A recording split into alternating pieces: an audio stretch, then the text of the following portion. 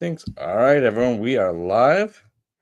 We got Cool Han with us today, and we'll also be building a set and talking what is the state of Lego Star Wars. And so I'd love to hear your opinions right down in the chat. We're going to welcome in Slurpee. We got Nimble on pre-play. Lego Timmy in the house. And even Brick Hive is leaving some comments in here. So have you got a, I don't know, a general kind of topics list, or are you just going to kind of... it to you too, but it's a general. Yeah. I've been creating so many notes this week that... Yeah, I used to do that when I first started and kind of plan it all out, but yeah, I got to the point where I was just kind of, it was just too much. And now we're looking at going weekly. I just don't have the time. So we just kind of have a topic and freeball it. And in fairness, it wouldn't have worked to start with, but now I think it's at the point where it will. And because I've got Slurpee and Whittaky, shout out to both of those guys who are co-hosts. And then I've also got a couple of other guys who sub as co-host, like Padawan, Ostev, Oaktown. They come in sometimes to help out. Yeah. There's always enough people on the table to kind of keep things running. And sometimes you can just, I can kind of leave the room. And in fact, the other week, I wasn't able to make the stream and I did end up going on, but later. And it was running fine. And it was like, there was loads of people watching. It was like, great. So it does take some doing, but you've got to start somewhere. And obviously with you, it's a little bit easier, I think, because you've already got a customer base, if you like, or a following. Whereas I was doing that with no follow. I started the chat show with 0 followers. So, so you've already kind of got, I think that the way you've done is better. Yeah. Build up your subs and then obviously introduce a new show. So hopefully build up the audience, kind of create that community or a starting of a community, and kind of as we kind of build from there. But yeah, just from the get-go, the state of Lego Star Wars. Yeah. Because I haven't been in the game long enough to sort of compare and contrast it. But what I would say as a kind of general comment, and it's not going to be the all-encompassing comment I make, but I feel like we're still in the same position where there's great stuff on the horizon. There's some great stuff coming out, and there's some things that are questionable. I think that's always been the case across all themes, from what I can gather. So I don't think, in my eyes at least, I don't think it's going down the toilet or anything like that. I'm seeing sets like the one you've got in front of you and thinking, yeah, it's a great set. I like the fact that they've downscaled it slightly. That suits me because of space. But do I need to get it? Less so, because I have got one of the other versions, and I don't see the need of having multiple versions of the same ship. So, but I think in terms of what they're doing for the fans, I think it's there. And I think if anything, Star Wars Lego are doing more for the fans at the moment. Maybe not when we want it, and not to the way we want it, to the degree we want it. But they're doing more for fans now than they ever were before. So. Yeah, I mean, I think they in 2020 there was a big influx because of lockdowns and COVID and all of that, and so there's a lot more, I guess, opinions from all kinds of people of what we want, and it's not necessarily that they're making everyone happy per se, or even attempting that, but they're heading in a direction that I think is exciting. There's a lot more. There's a lot of options. There's a lot of something for everyone. Like there's not a sole focus, and so they're trying to do a bit of everything for everyone. And not everyone likes all the helmets, not everyone likes all the dioramas, and sometimes there's certain camps that think that there's a little too much of the adult stuff and not enough of the play scale, more towards your general fan. Maybe there's a little too much of the 4+ or whatever it is, but we're heading in a direction. I think I'm looking forward to what's kind of this summer. I think should be really good if they execute on what the rumors are. I think pretty well. Like the $1,000 Death Star, not for me, but I'm same. Yeah, I'm interested to see how that's gonna do. The $1,000 is no joke. That's some serious. That's like a small, or used to be a small used car. Yeah. Like Jesus. And that's the kind of prices. Is it going to be, a good, a good scale, or Yeah, I'm But just gonna be very excited to see, until we see pictures. It's gonna be hard to know exactly what we're going to be getting. I think there seems to be this kind of belief that because there's $1,000 Death Star on the horizon, then all sets are going to be that price. I still obviously we're moving in that direction. We've got to eventually. I mean, at some point, Yeah. maybe 50 years in the future, microfighters are going to be that price. Hmm. It's all going in that direction. But I think they've done this in my opinion, because we only know the rumor, maybe the set Yeah. parts amount, that kind of thing at the moment. Hmm. But I do think that because it's rumored 3 UCS sets, I'm in the camp of they're celebrating the 25th anniversary of UCS, which it is this year, Oh, and they're going to redo the box art, I think, just for this year. And I think they're doing this as a kind of like showcase set for this year, and then they'll just step it back to what they were doing before, with obviously yeah. inflation. But I don't think that. Yeah, I'm with you. I don't think that this is the trend for UCSs. I don't think all UCS sets going forward are going to be this massive scale. Each one's going to be $1,000 going forward. But I no, also think, oh, I'm get the wrong. I had private chat open and not. What's up, JB? And I think um, oh man, I lost my train of thought. Yeah, I don't think that $1,000 is the future. I think it's testing the water, so to speak. Can they get away, or maybe not even get away, but can mm, they? Is it going to sell enough to make another $1,000 set? This is going to yeah, be that kind of it is. test. And obviously, there seems to be a lot of questions out there about what is it the right set to have released, and what else could they have done? And I think they're kind of limited at the moment at that price, and outside Mhm. of maybe two sets. But Nimble, you're right. I think, well, it's rumored obviously that there's 3 UCS sets, but I don't think I've heard other people saying, "Are we going to be getting 3 every year?" I think it's just a one-off. I think it's just to celebrate the 25th anniversary, and it's just going to be kind of a flash in the pan if it's true, of course. Yeah. And I think it'll just go back to normal next year. So I don't think they're changing any trends by doing this. I just think they want to be able to put out a big showpiece, um, you know, all the bells and whistles, and then carry on as they were before. So, but I don't know. I just feel like it's been talked to death. But in terms of talked about to death. But Yeah. in terms of generally the Lego Star Wars, I don't know. There seems to be this thing. I know I can understand people wanting bigger sets and everything to be bigger, Hmm. but it's strange because to me, I'm like, if they're gearing more of their collection to adults than they ever were before, which I think all the evidence is here to suggest they are, and obviously the fan base is getting older, they've still got Yeah. to look after the kids because they Yeah. want, in 30 years' time, when everyone's dead or dying or whatever, who are buying Lego sets now, or 50 years' time or whatever, they still want a new generation of people. So I think that. Um, it makes sense for them to carry on doing a wide array of sets, but I think they have to some extent, scale them down because they know people are just displaying them. Yeah. It's kind of weird. I mean, like somebody pointed out, I can't remember whose video I was watching, but they haven't built the Arc 170 because there's 10, 6, 15-year-olds even who want an Arc 170. I mean, even if they'd seen it and they know the lore behind it and they've just happened to have watched all the Clone Wars or whatever, that's not that set is not prominent enough for people to be like, right, I want this set.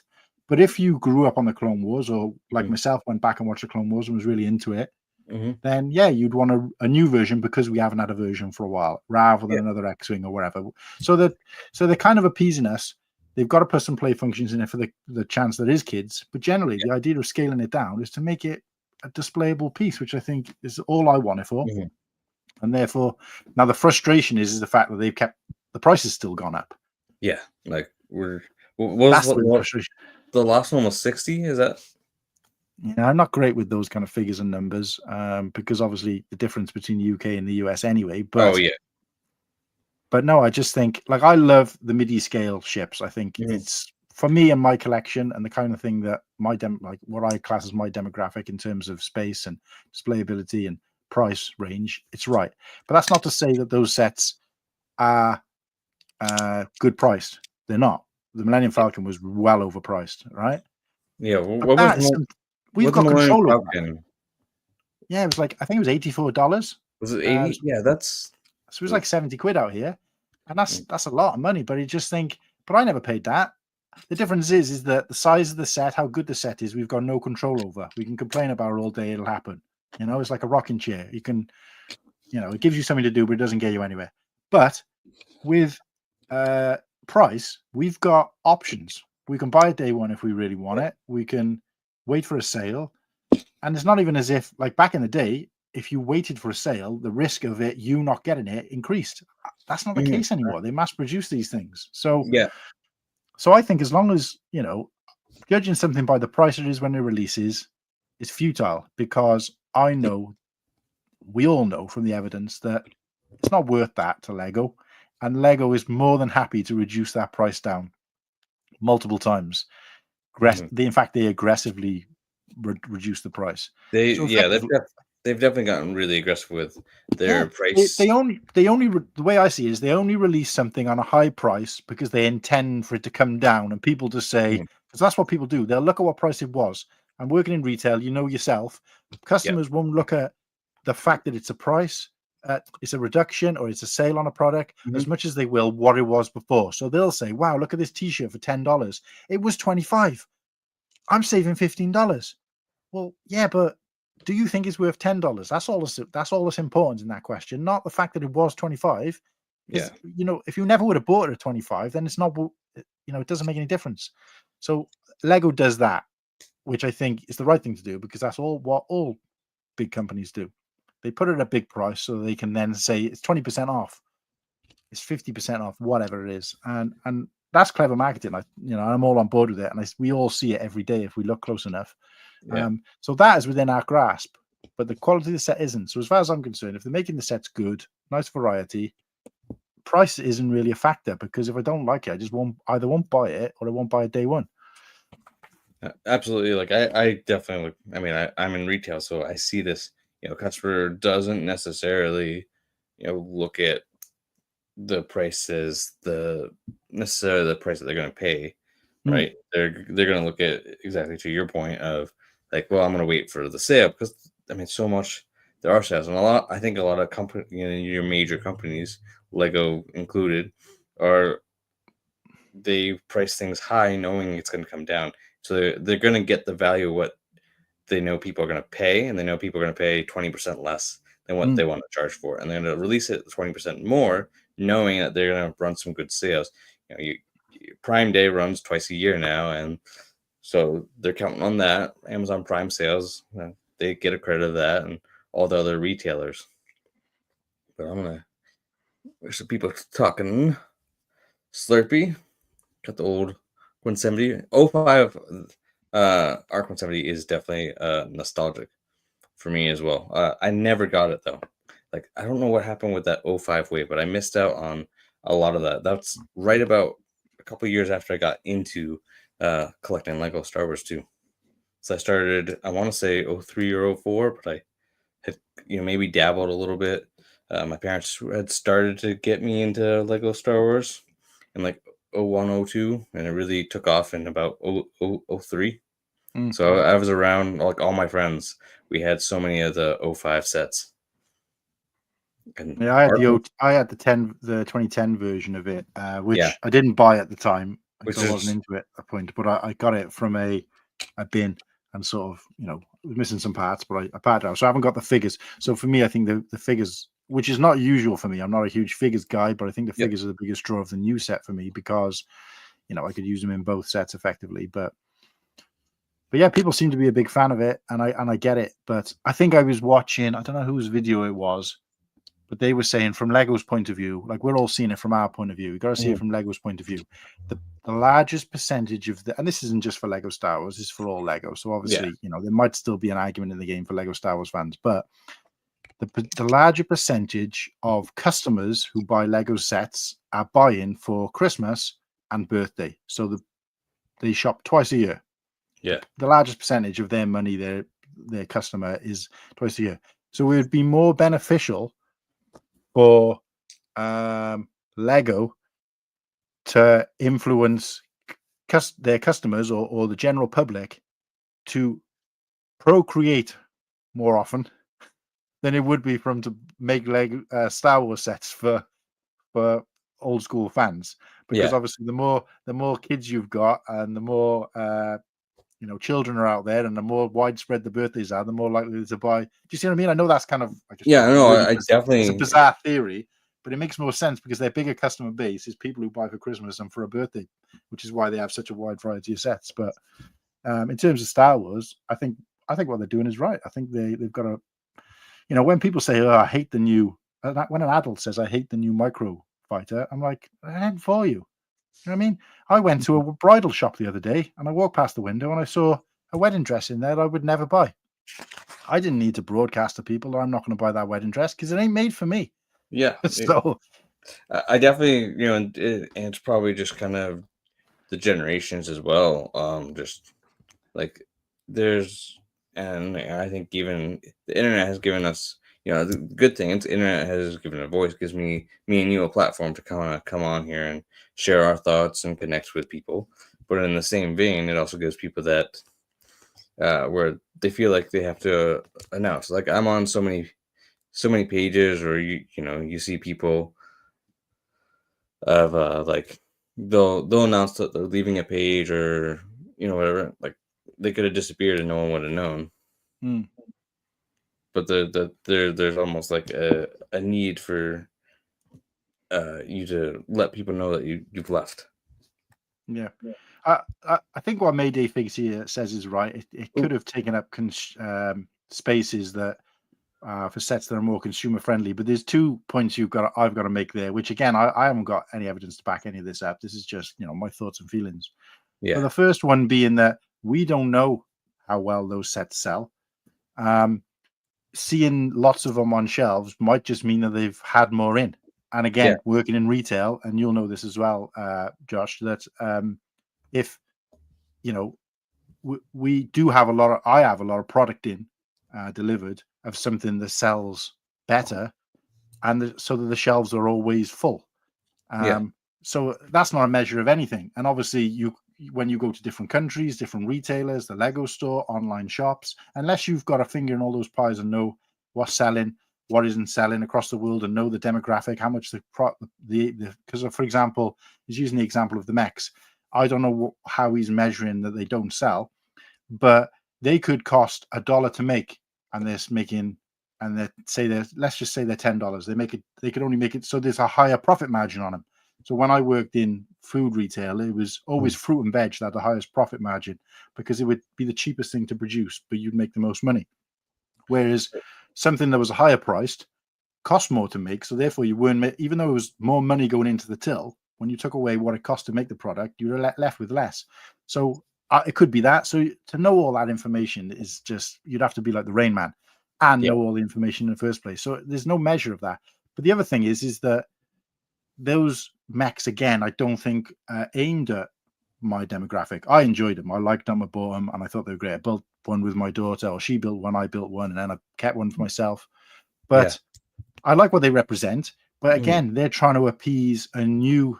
If they just kept looking after the sort of 30, 40, 50-year-old people who love Star Wars for what it is, eventually they're going to get to the point where they've lost out on a whole generation. And you've got to take companies like Kodak, for example. It's a Oh yeah, completely different thing, but where Kodak weren't happy to move forward with digital, they wanted to stay in the camera, and they basically didn't move with the times, and therefore a whole group of new generation people who were having digital cameras didn't even know what Kodak was after about 10 years. yeah, And there was still a customer base who were buying for film and the old version of photography, but eventually those people either switched or died out or stopped using them. And I think that's the danger with these kind of things. If they're not making like mechs and play sets and 4+ sets, they're not keeping, we're not looking after the new, and we need that as much as anybody, because like we already said, and we've already established, it's the kids, the mums, oh and yeah, the grandparents who are putting more money into it and keeping the franchise alive in terms of Lego Star Wars. So without them, sort of pumping the money into it, they can't afford to give us the sets we want to do, and then eventually the whole thing would stop. So it's kind of feeding the machine a little bit with that. And again, that's only based on what I've picked up from bits and pieces. But I don't know. I just think they're just trying to. I also like the idea they're trying to do something different with the mechs. So Yeah, if no more come out, then I'd say you're right. They obviously didn't sell very well, and they'll try something else. But I don't think they're going to give up on it. They're not going to go, well, the mechs didn't work very well, so let's just create more UCS sets. Let's create more, adult sets, because I just don't think. And I get again, there was a time where I'd speak to Star Wars Lego fans, and all they bought was Star Wars Lego. yeah. Lately, I don't. There's not many people I speak to who only buy Star Wars Lego. They're getting into Lord of the Rings. They're getting into Harry Potter. So people are diversifying their collection. And So I think that there's like Icons is a great way of bringing back some of these old things. We got the Black Pearl coming as a rumor. Lord of the Rings made it come back through Icons. A lot of us wanted it to be a full theme, and who knows when that will happen. And to Slurpee's point, I believe he's correct with the Stormy Invader being top sellers in 23, at least on Amazon. I'm not sure if it was just US or also. And welcome, Georgi. But to your point, I think the mechs are. I think even Sean on ACA made this point when they were kind of coming out was they're the set that little Timmy can throw into Bob's basket, and 15 isn't super bad to swallow, and you get a little set when you're at the grocery store, or at Walmart or wherever you're shopping, and they're really good stocking fillers. Like the mechs and microfighters, I think, kind of serve that purpose, and having it, doing less of each. I think we only got one, and I think we got one mech and one microfighter being Rex's this past year, and I think that works. But you still have I think that Lego also counts on what's currently on the shelves. They're gonna know because they know what's retiring, right? They would know better than we would. But they know that the mechs they have on the shelf is not going to retire for a whole another year.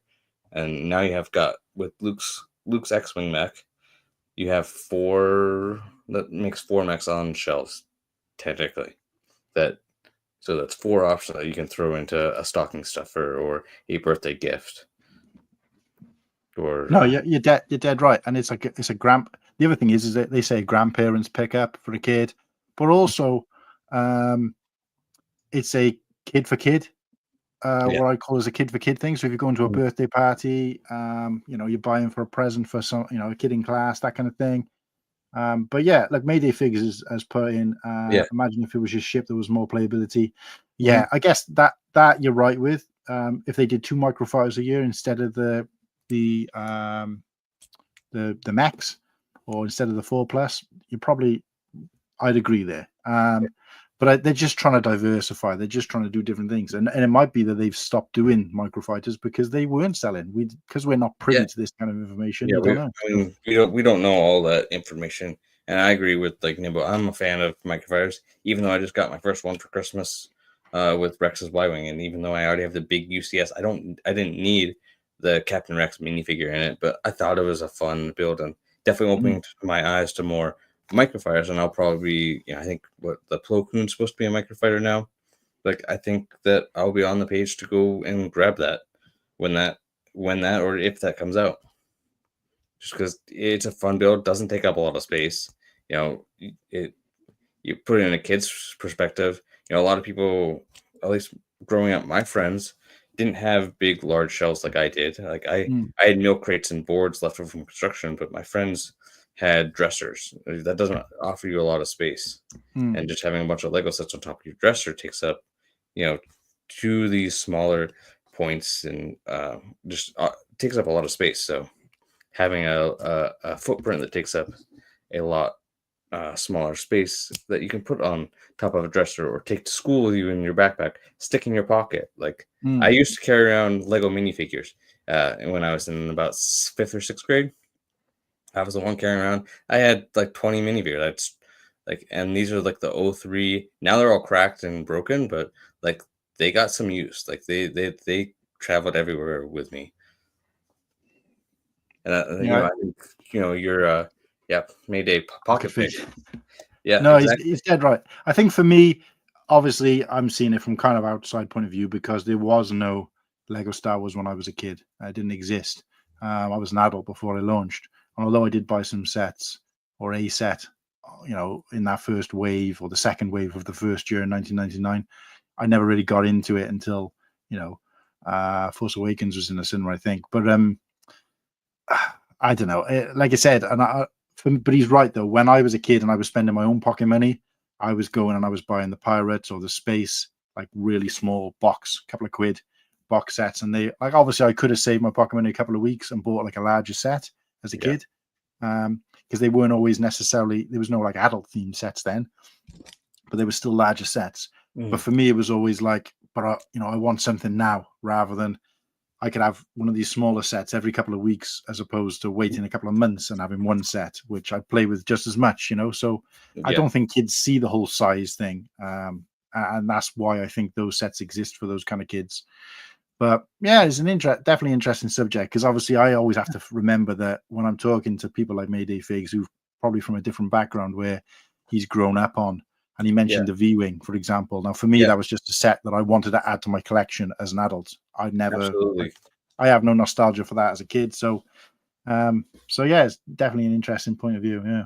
And I think I offer a different kind of probably a mixture of like I'm older. I grew up with this stuff, but I also skipped out on a lot. Like I wasn't in the position to necessarily go buy every set that released, and now it's a little bit different, especially having a more high paying job now that Mm. uh, that allows the freedom that I can be a little bit stupid with my money and go buy every set.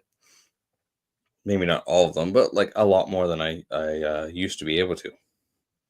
But I missed out on a lot of sets that I would have loved. Or now that I'm coming into, I'm like, oh, I can't believe I missed out on that. Like the V Wing play sets.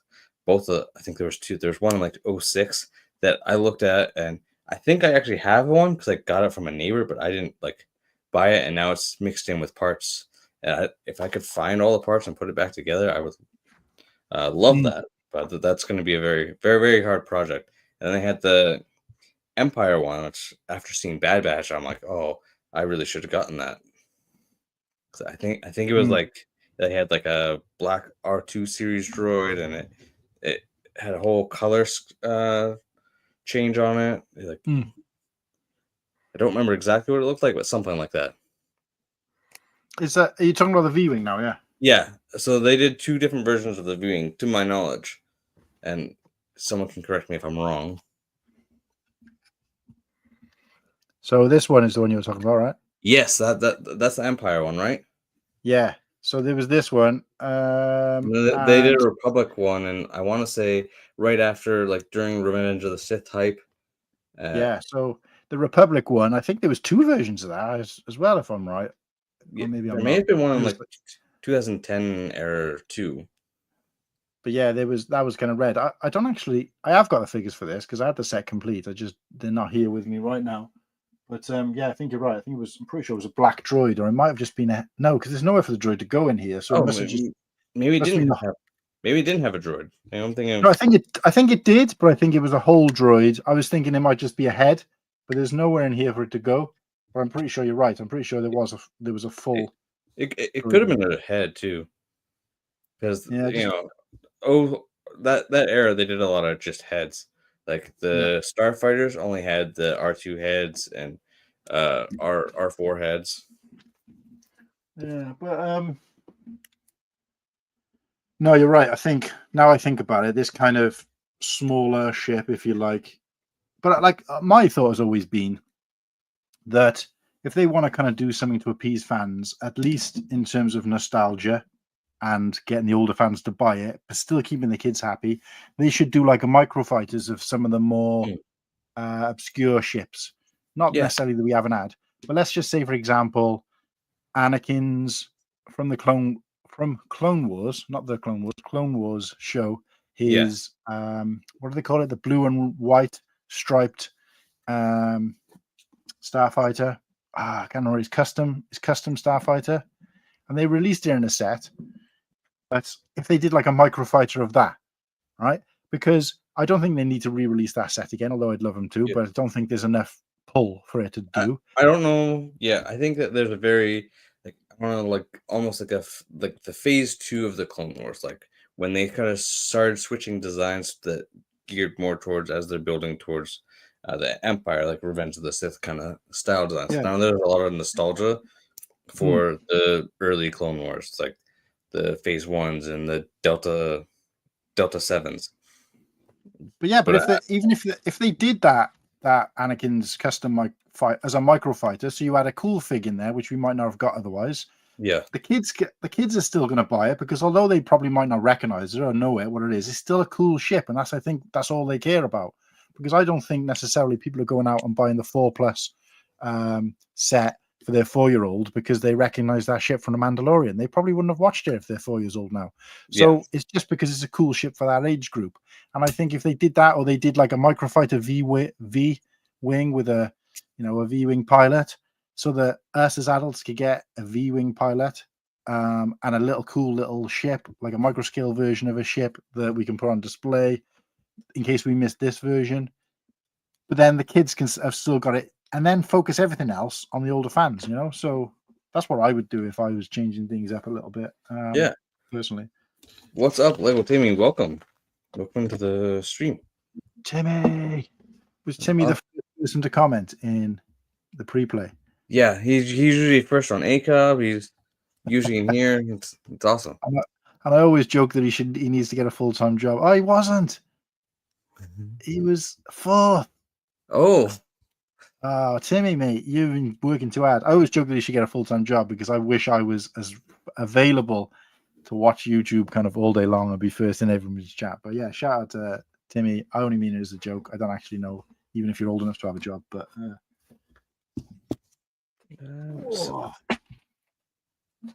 yeah. There's a lot of talk about whether Plo Koon's mode will be different or whatnot, which I'm excited to see what they'll do with it. Like, I think but more than likely it will be different because the last time we had them was over 10 years ago. And the likelihood that they still have that mold is probably kind of slim. But I'm not Lego, so I don't know. Yeah, no, you're right. So you're building the V-wing. You're building the Arc 170, and I'm going to build, or try to build, the B-wing. Ooh, that's a classic.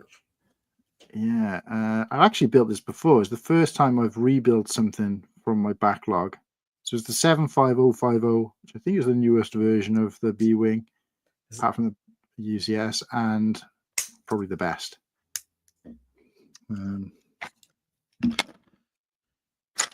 Yeah, that's the 2010 then, right? I believe so. Somewhere around those years. Yeah, again, this is just something I've acquired to add to my backlog after getting into Star Wars because I like the ship. But yeah. Anybody else out in the chat building at the moment? If so, what are you building? Yeah, I am building the newest Arc 170 that released in January. I don't remember the set number because I haven't looked at it enough. 75402. I tell you what, though, these old instructions are a nightmare because you can't really make out the colors on it. I totally forgot to bring up my building tray, so the instructions are like glaring at my glasses, making it a little difficult. Yeah, I was a fan of that. I really like that. That would actually really be like handy. that. And you probably don't know, but the actual designer of that actually commented on every post, every video that I did on it. So that meant a lot. Yeah, so is this something you said you know her, or? I don't know her, but I got to meet her. Yeah, when I went to my Lego convention last summer. Right. What convention's that? It's called Brick Slopes. I know Brick Slopes. Yeah. PNG talks about it all the time. I got to meet PNG there. Yeah, that's right. I remember you talking about it last summer, I believe. Okay, so So does she make them as a job? Like, is it like a company that she's starting up, or Yeah, she started this company. She was also on the US version of Lego Masters in season 4. right? Well, if she's listening and she wants someone else to sell the hell out of it and discuss it and do a review on it, then I'm free. In fact, to be honest with you, if the shipping isn't too expensive, I'll put it on a list of things that I'll probably purchase anyway, Yeah, regardless. So it's not really about the whole money situation for me, you. as much as the shipping usually. So, She may have even have it at Brickworld. oh right, yeah, of course, yeah. Oh, there you go. So Yeah. right there, like How I heavy is it? it's not super heavy. Because I got to think about trying to pack it and bring it home Yeah, and weight and stuff. So, weight wise, it's a couple pounds, but I don't. At most, it's maybe 5 pounds. there you go. That's yeah. No, I like the idea of it, especially the you were talking about. I think the only thing that I would not, I'm not in a position to criticize, a great product like that when I've got nothing of the sort myself. But I feel like I would be more comfortable with I don't know, would I? With the parts on the left and the Oh building yeah, tray on the right. But then, of course, you like you said, the thingy would be backwards. But I could still put that on something else. It's not like it's a be all end all. So, um, but no, you did a good review of the product and definitely sold it to me anyway. Like I said, if it wasn't for the fact that it cost me an arm and a leg in shipping for something that heavy, yeah. I And probably would have ordered one already. I want to say that I ran into the company, not her, the year before, and I remember them like I think it was just like the price of wood was up, so that went into kind of the decisions to Hmm. have it a little on the more expensive side, having to cover their costs, that kind of thing. So Yeah. I think it started at like $150. I don't Oh know what wow. that is in pounds, but Wow. Yeah, that's well, but I think for something like that, that's just going to last, pretty much but forever. my solution has been like I get these energy drink boxes from the store, and I've brought some home because they're just cardboard that are going to get thrown away anyway, Hmm. and that's kind of what I've used. Oh, to build in. Yeah, and so but it doesn't act totally. It doesn't have. It's about the same size, but mine is gonna be just a method to like put all the parts in and makes it a little bit easier going through it, but Hmm. not a not a full solution. Yeah, I remember when I built the Moss Isley Cantina. We just had because I got that as a gift from my fiance for my 40th because we Hmm. were in a what we called a fire break then, so it was like kind of like like a miniature lockdown Yeah, between two bigger lockdowns. So back in 2020, and because we had to cancel our plans, which we had quite big plans for my 40th. Obviously, we had all the money back from what we'd originally planned, so it was like, well, okay, well, she got the set for me.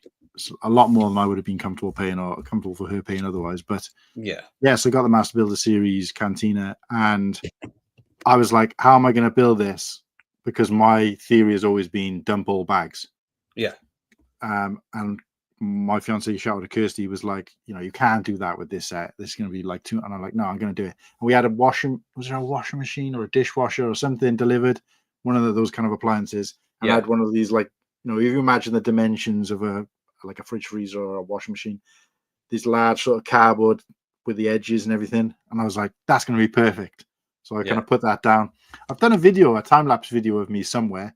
And I need to try and get it onto Instagram or something, dumping all the bags. I think it was like 70 bags in total, including all the smaller Is ones. it 70? Wow. Something like that. I can't remember exactly, but dumped them all out into this thing. So with this tray, it was about, I don't know, about that sort of deep, the cardboard, and it was about halfway up with just pieces, and I was just like looking and thinking, wow. But of course, every time I wanted a piece, especially if it was a smaller piece, I was like scraping through it.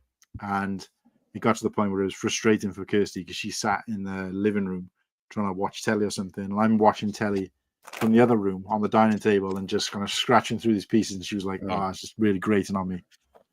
But I took about 4 months to build that set.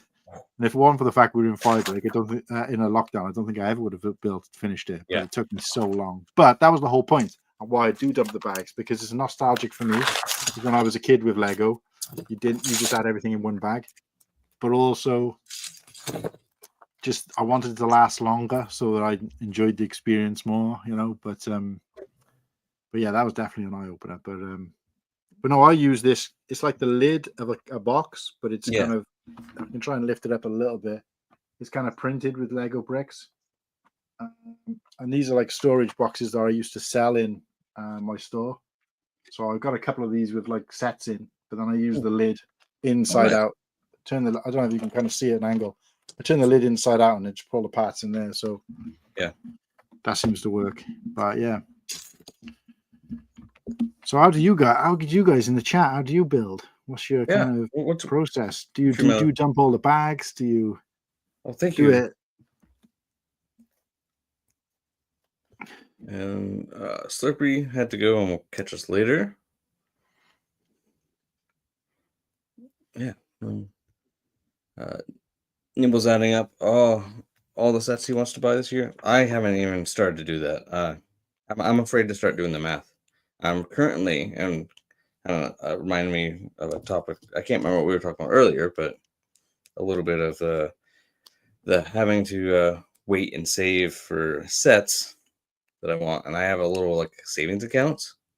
All right, yeah. That I just stick money into, and it's my Lego fund, so to speak. And I've been saving for Rivendell, but I took a little break and went and bought the X Mansion instead. Oh yeah, I did see that, yeah. But so what would you say is your and I guess this comes back to the question of state of Lego Star Wars and the fact that I talked about how people are diversifying now and buying more. Like myself, I haven't bought anything else that's non-Star Wars. I don't think I would, because my financial situation is getting more challenging rather than easier, just because, you know, bought a house now, getting married next year, going to Brickworld, that kind of thing. But in terms of your percentage of Star Wars Lego, let's say for example, you buy 10 sets a year on average. What percentage of that is Star Wars? What is others? And how has that changed, would you say? It's definitely changed in 24.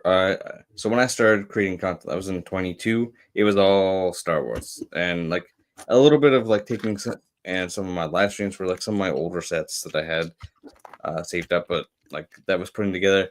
Like, so I did this project. One of my Republic gunships isn't the actual 2008 set, but it's actually taking the instructions of the 2008 and sourcing those from my own parts, and whether they're correctly colored or not. Like, it just has a lot of character and nostalgia for me, that set.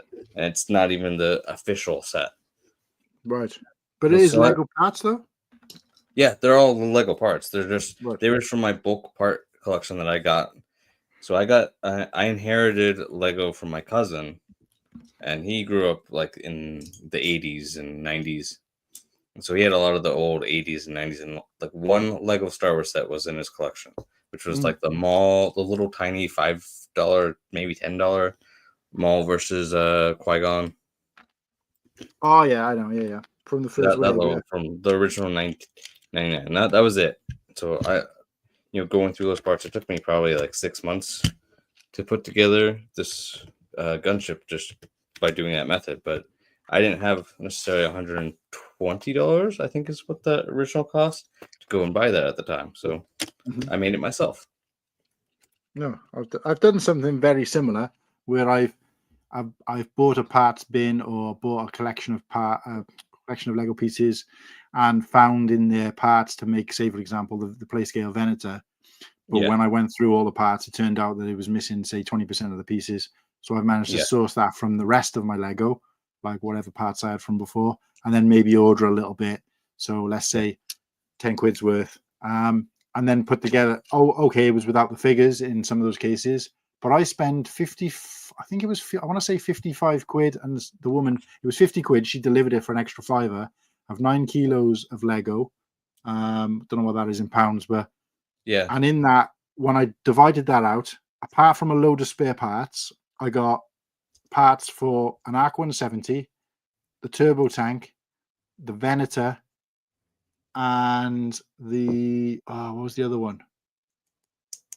I think that was it. No, there was at least 2 other sets, smaller sets. But those 3 Republic sets, and then another 2 sets, I forget at the moment what they were. And then I probably spent, I'd say, about another 45 quid getting the parts that were missing. So not including any of the figs for those sets. So I ended up for 100 quid with a full Arc 170, a full Venator play scale, a full turbo tank. Can't remember what the other sort of 2 were.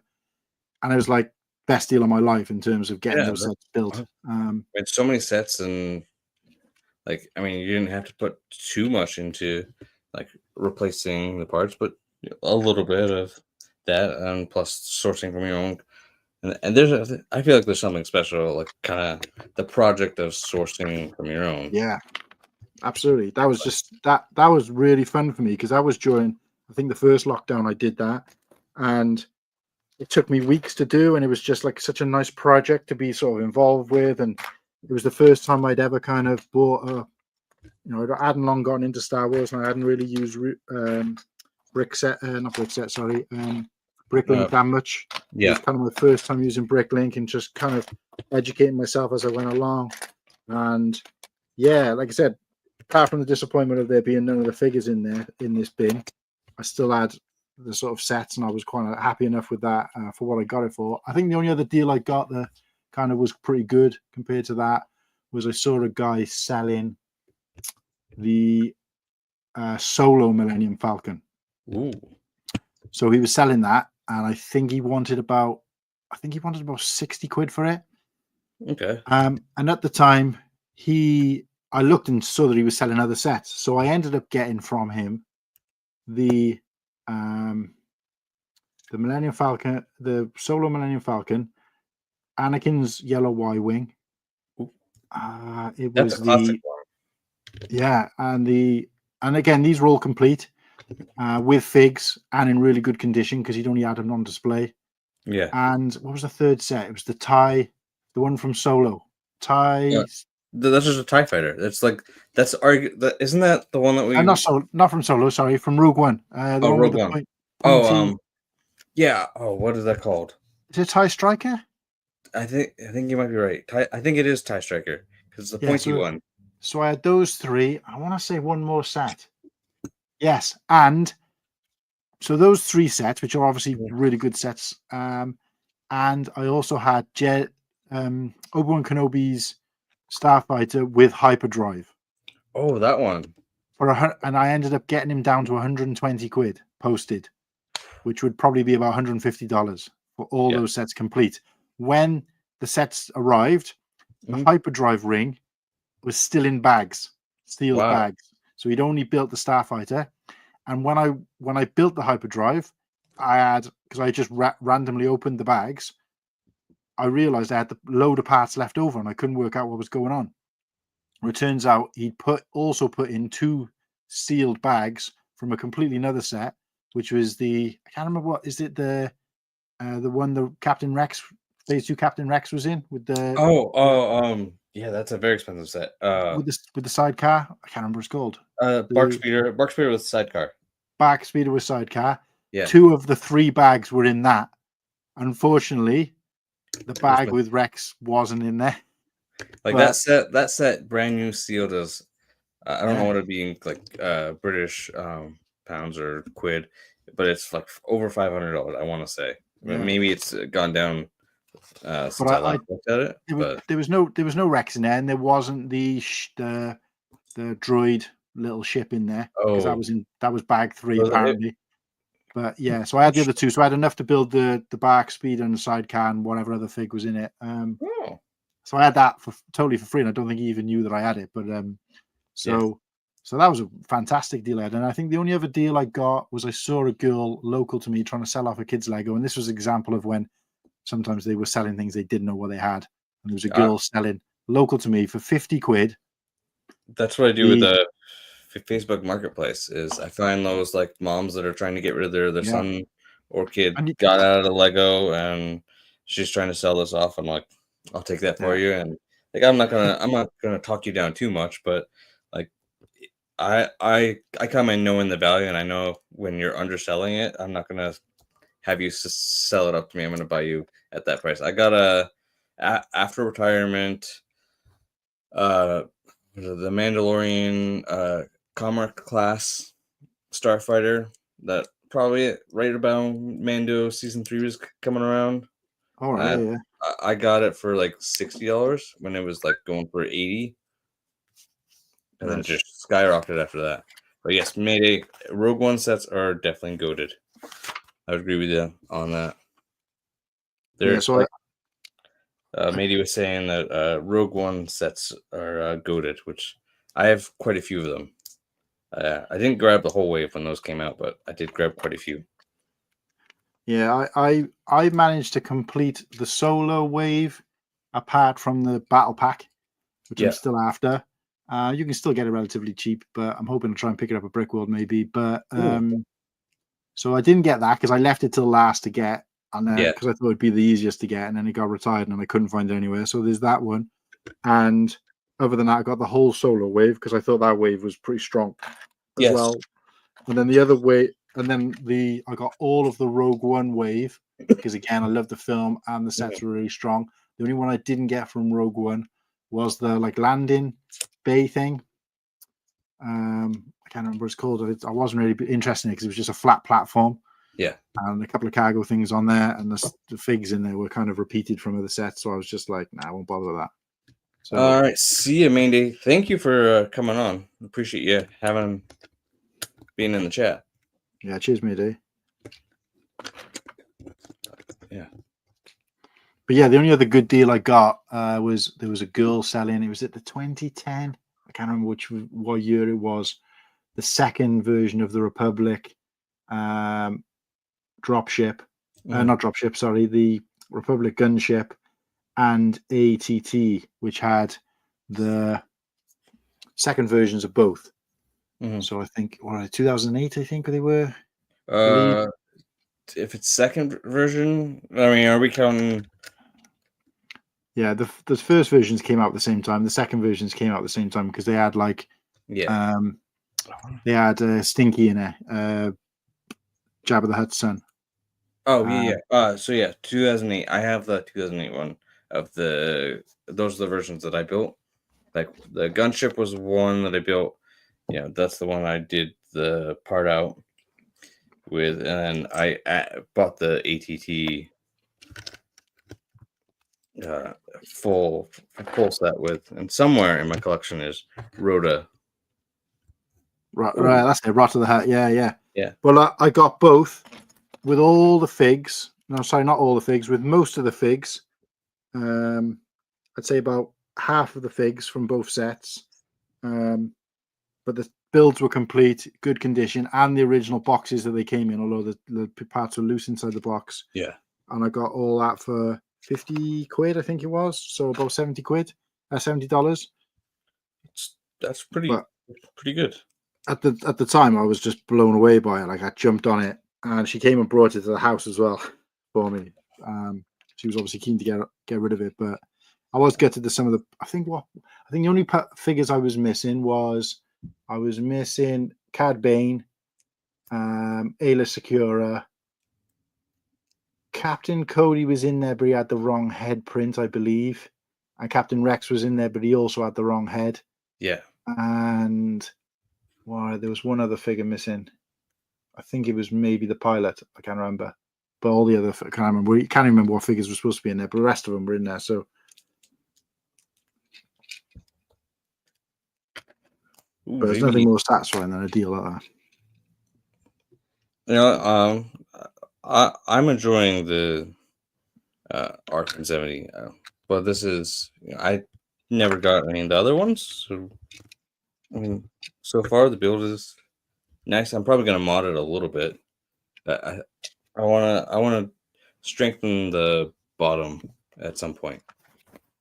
Yeah, this V19 tournament that kind of came out that I saw earlier yesterday. Mm-hmm. I think is when leaks were starting to happen. Like has me excited. Like there's definitely a lot of sets in this 2025 that I want to get. I don't know if the wallet's going to support that, but definitely there's a lot on the horizon that I'm excited to see.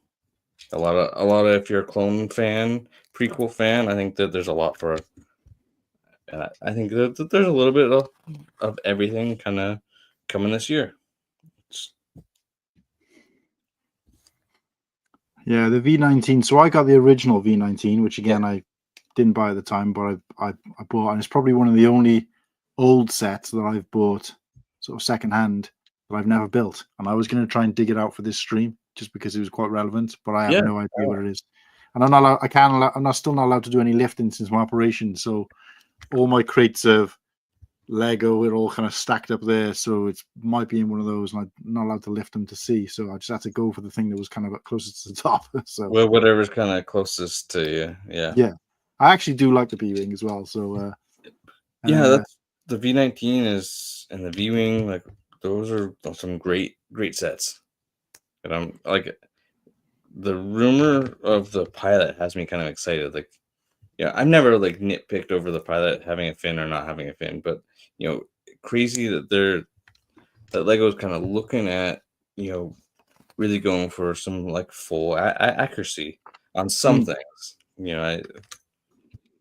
And with that V19 kind of doing a finless pilot, I'm excited to see how the execution will be and how they're gonna achieve, do that with a new mold and all that.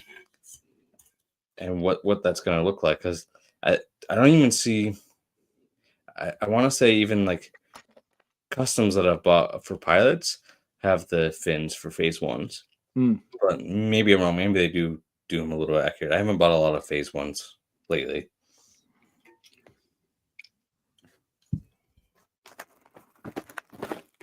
Comback. So I've seen somebody asking, should I buy the R170? And I say, yes, definitely, especially if you haven't already got one. But one of the biggest revelations I've had over the last year or so, particularly around sort of buying a house and planning to get married, is I don't buy anything full price anymore. No, offense to people who do, because obviously some people like to have the set ASAP. Because I've already got like a huge backlog of sets. Yeah. And that includes used sets that I've bought and never built yet. Used sets that I've bought, built, and taken apart, and so they need rebuilding at some point. Sets that I've bought new and have been taken apart and I need rebuilding because I've moved house so many times. And then like obviously brand new sets that I've bought, especially some big ones like this, which I've bought. Oh yeah, that's a good one. Still sealed. I just can't justify financially. I mean, I already feel guilty. The idea that I've got these sets just sat in the room, never been built. So for me to buy more the day they come out or at full price, regardless of when it is, just makes 0 sense. I still got the Republic. These are big sets. I bought these day one. I'll be honest. I did buy them day one, but I didn't pay full price for any of them. I got them on a deal or with using vouchers or promotion. I mean that so I D1B'd them, but I didn't full price Jones them, so therefore I kind of justified it. But even then, still feels silly me buying sets when they come out.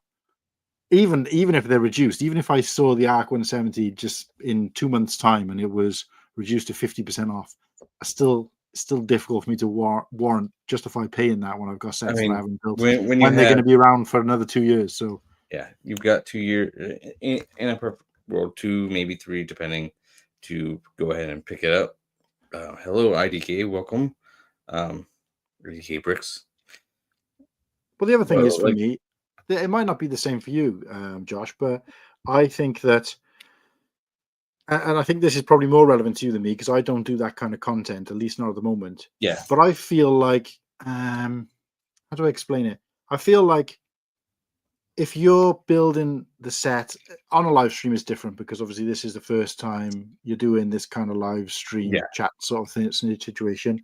And I know Mhm. people want to talk about the product, but I feel like if you're going out and buying a product day one to review it, regardless of what kind of financial situation you're in, Yeah. there's a lot more competition out there for other people who are doing the same thing. I So it's mean, almost like you log on to, I know, round about January, I was logging on to YouTube and kind of everybody was building the same set.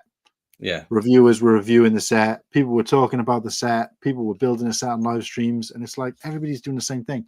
So for me, in 6 months' time, if I just say I was that kind of content creator, in 6 months' time, when I pull this out and start building it, it's kind of old hat. It's been talked about, but at least you're not doing it. I don't know. There's kind of half an argument about striking when the iron's hot, and half an argument about trying to do something and diversifying and doing something a little bit different to what everybody else is doing. So Absolutely. Like, and that's kind of like I used to be kind of like put this pressure on myself to get the set as close to release and get it right out there, but looking at it, you're just kind of drowning in a sea of everyone else, right? Like, being that type of content creator where you do reviews and you try to, do a live stream that covers it and get as much content out of it that you can, you're kind of in this sea of there's 1,000 other people doing the same thing that you are. And there's only so much that you can do to make yourself different where, maybe it's still relevant, early January after everyone's kind of reviewed it, and you can kind of be a little bit later to the party and still, people still want to talk about it. yeah, But that's kind of where I'm at, where I'm not super worried about getting out. Number one, my backlog isn't sets; it's more getting the reviews that I planned out because I've got like 20 or 30 sets that I've built within the last 2 years that sit on a shelf. Like I separate them from my regular shelf as a set to like almost like these are to be reviewed, and then they sit there, and I don't get around to them. wow, Where like as far as to be built backlog, I only have one set in that, which is the Onyx Cinder, which I'm going to build I think next week. right, Kind of preview of what I'm thinking next week. A little Skeleton Crew wrap up. right. Yeah, that's a good idea. Yeah, Kind of right when it's kind of relevant. It's already been. It's seen its Lego release. It's Lego hype being yeah. last August. But I think there's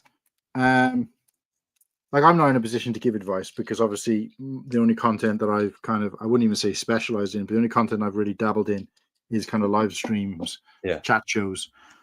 You've obviously done it what I would believe is a better way, where you've built up your your following, you've got a strong following, and then you're moving into this as well as doing that. So you're still diversifying. But I would say that going into this area of things, if it's something you decide you want to carry on doing, it is a lot less pressure in some ways because you can like build on the live stream and Yeah. still be able to give your views, but as you're building it, talk about the product as you're building it, then do your review at the end. But you've also had a group of people come along, and then you could still take snippets of that out. So you're not editing a whole film together, and you can take snippets of that out of you talking about the set at different stages, and then your overall views at the end, and then use that as separate content. The amount of content creators I see out there where their content is based on one video they've made and they've put out there, and then they've chopped that into 8 smaller content. So they've got 9 pieces of content from one live stream that there was, they were building on. So there's no, I don't feel like you've lost as much time then. So obviously I haven't got the capacity to do something like that, but you could potentially do that. And like you said, there's less pressure on you because you're not feeling like, right, I got to get it out by a certain time. You can just build it, talk about it naturally, and have some interaction from people at the same time. Yeah, and that's probably kind of where I'm gearing to go towards. we'll see kind of how things play out and um, how I kind of do that. But definitely like trying to take that pressure away or trying to get pieces of content that I can kind of reuse in a way. Mm. Like I probably put in a little bit more work than I necessarily need to be doing. Because like I'll do, and I haven't done this recently, but like something I used to do a lot of was I'll take and I'll make say a review, and then I go ahead and I try to make whether it's separate short videos Mm. on like each minifigure to kind of get out to that short audience and maybe pull them in to watch the long form or something like that. Yeah, 100%. That seems to be the way things are going. I mean, I just wish, like for me, the live stream is different because I can accommodate a period of time, in our case, Sunday afternoon or evening, Yeah, and be like, right, that's my time for streaming. I do a little bit of prep towards that, which is making the thumbnail, advertising on Instagram, but I can do that while I'm sat watching a film, spending some time with yeah, my fiance that's and stuff like that. But then everything within that stream, I don't feel like I could take stuff from there and make content. I probably could, but I don't feel obliged to do that. mhm, And for me, it's more about creating a sub community of like people who follow the show and know what to expect, which is why I was saying to you, over the course of time, you want to build up a routine. So if you, yeah, for example, you do one of these every Thursday or every yeah, first Thursday of the month, even, or something like that, and then and like have a set, like, not, it doesn't have to be in writing, don't have to put it on the screen or anything like that, or have like a menu, but have yeah, like a set, right? So first of all, you'll interview the person, then you'll talk about the build, then you'll talk about the topics, so that you follow. And ours took a while to get to that, but now we're in a kind of where it kind of flows itself. It yeah. takes a while to get to that, but that's it for me at the moment. That's all I've really got time for. I haven't got time to Oh, spend doing anything else apart from that. yeah. I wish I did, but It takes a lot of energy, it takes a lot of effort, and not that it's bad. Hello, Captain Clinker, and ID couldn't find Han. You should be linked in the I yeah. want to So call it's them show notes, but the notes. yeah, it's a cool hand Luke Bricks. But I there's haven't got dashes. my full name on it. Yeah, there's a uh, cool hand Luke is with a dash and then Bricks. But Maybe yeah, if not, find me on Instagram, and my YouTube link is on my profile. So, but I appreciate you looking anyway. So and we can kind of not that I necessarily plan on talking about this, but kind of the goals of what I'm looking for. Like I've done a lot of this kind of on my own. And where this format or I can bring other people on uh, is it changes the dynamic of just trying to fill an hour or two by yourself. mm, And it's a totally different dynamic. Not only can you play off each other a little bit, the energy and all that, you can kind of, and that's kind of what has me kind of excited is, and like I want to be like in the last year, I've been kind of involved within the community at large anyway, but a little bit more so. It's kind of what I'm looking forward to in 25. yeah, I remember watching. I think it would have been the video, maybe the video, but before that, before you kind of took a break for. I know you didn't necessarily take a break on purpose. Before you had a sort of timeout for Christmas. It Um, was not it was not an intentional break, that's for sure. But yeah, life just got all of a sudden. well, if I wasn't off work because of recovering from the operation I had, then I probably would have been the same, because obviously working in retail is just It, crazy time of the year. But I think in that video I was quite interested because you were talking a bit about what you want to try and do more of next year. You want to be more actively involved in the community.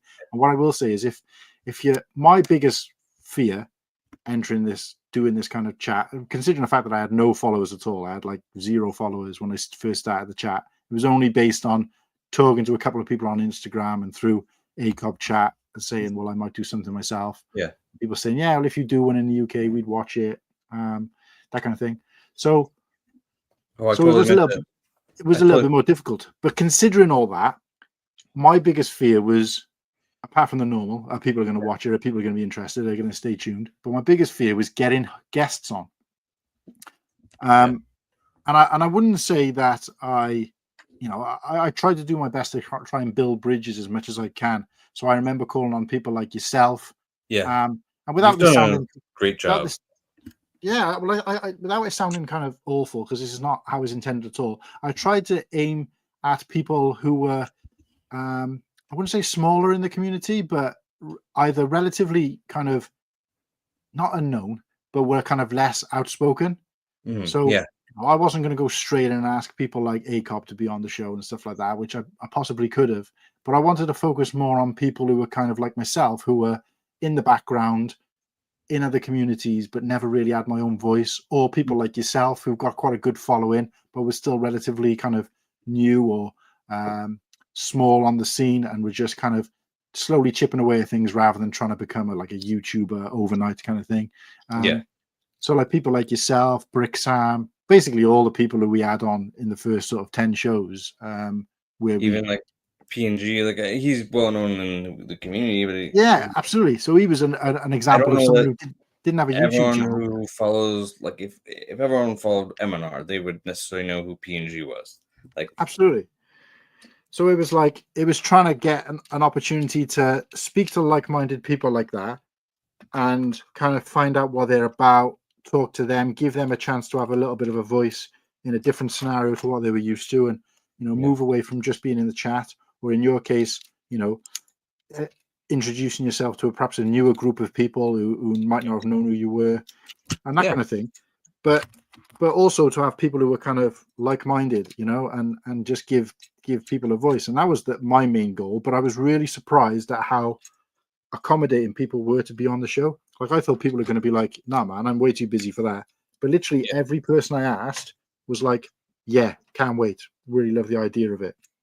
And obviously by doing that and building up a reputation through those first 10 episodes of having a variety of people on and hmm kind of it finding its footing, then I got two things came from it. One was that when I was asking more higher profile people, if you like, for want of a hmm better term, they were saying yes because they'd heard of it. yeah, And then I was having people, which is probably the funner part about what we did, was that I'm having people actually reach out to me and say, "Can I be on the show?" mm, And I'm not gonna name drop because that's we're here on your show, so I don't want to yeah, be make it about me. But it was nice to have people in DMs saying, "I'd like to be on the show. When can I be on the show? yeah, If you ever get a chance, can you put me on the show?" And these are people from all walks of life, so people who are more popular. And even when I did the ACOB Christmas special, and I was asked to be on that as kind of one of the panel. Tyler, without me even asking him, was like straight away, went, I can be on the show. Oh, really? So he's on the list of guests who we've got lined up to be on the show sometime. So if you ever get a chance to watch that one back, I had already privately messaged him in the past about something else. Yeah, But after the Christmas special, he literally was like, "Yeah, don't forget, when you want me on the show, just let me know," that kind of thing. yeah, So it's been good to have, and again, it's not about blowing smoke up the ass of the bigger YouTubers, because that's not, I don't want to feel like I was working my way up a pecking order or anything like that. I still want to be able to have people like Lego Timmy on, yeah, and anybody who's in your chat like to have hmm on if they feel like they've got something to talk about. But it is nice to know that there are some other people who are starting to recognize the name of the show. Um, and that's obviously where you're looking to go yourself, I guess, yeah, long term. absolutely. That's I've kind of hearing it goes in the down in the DMs, right?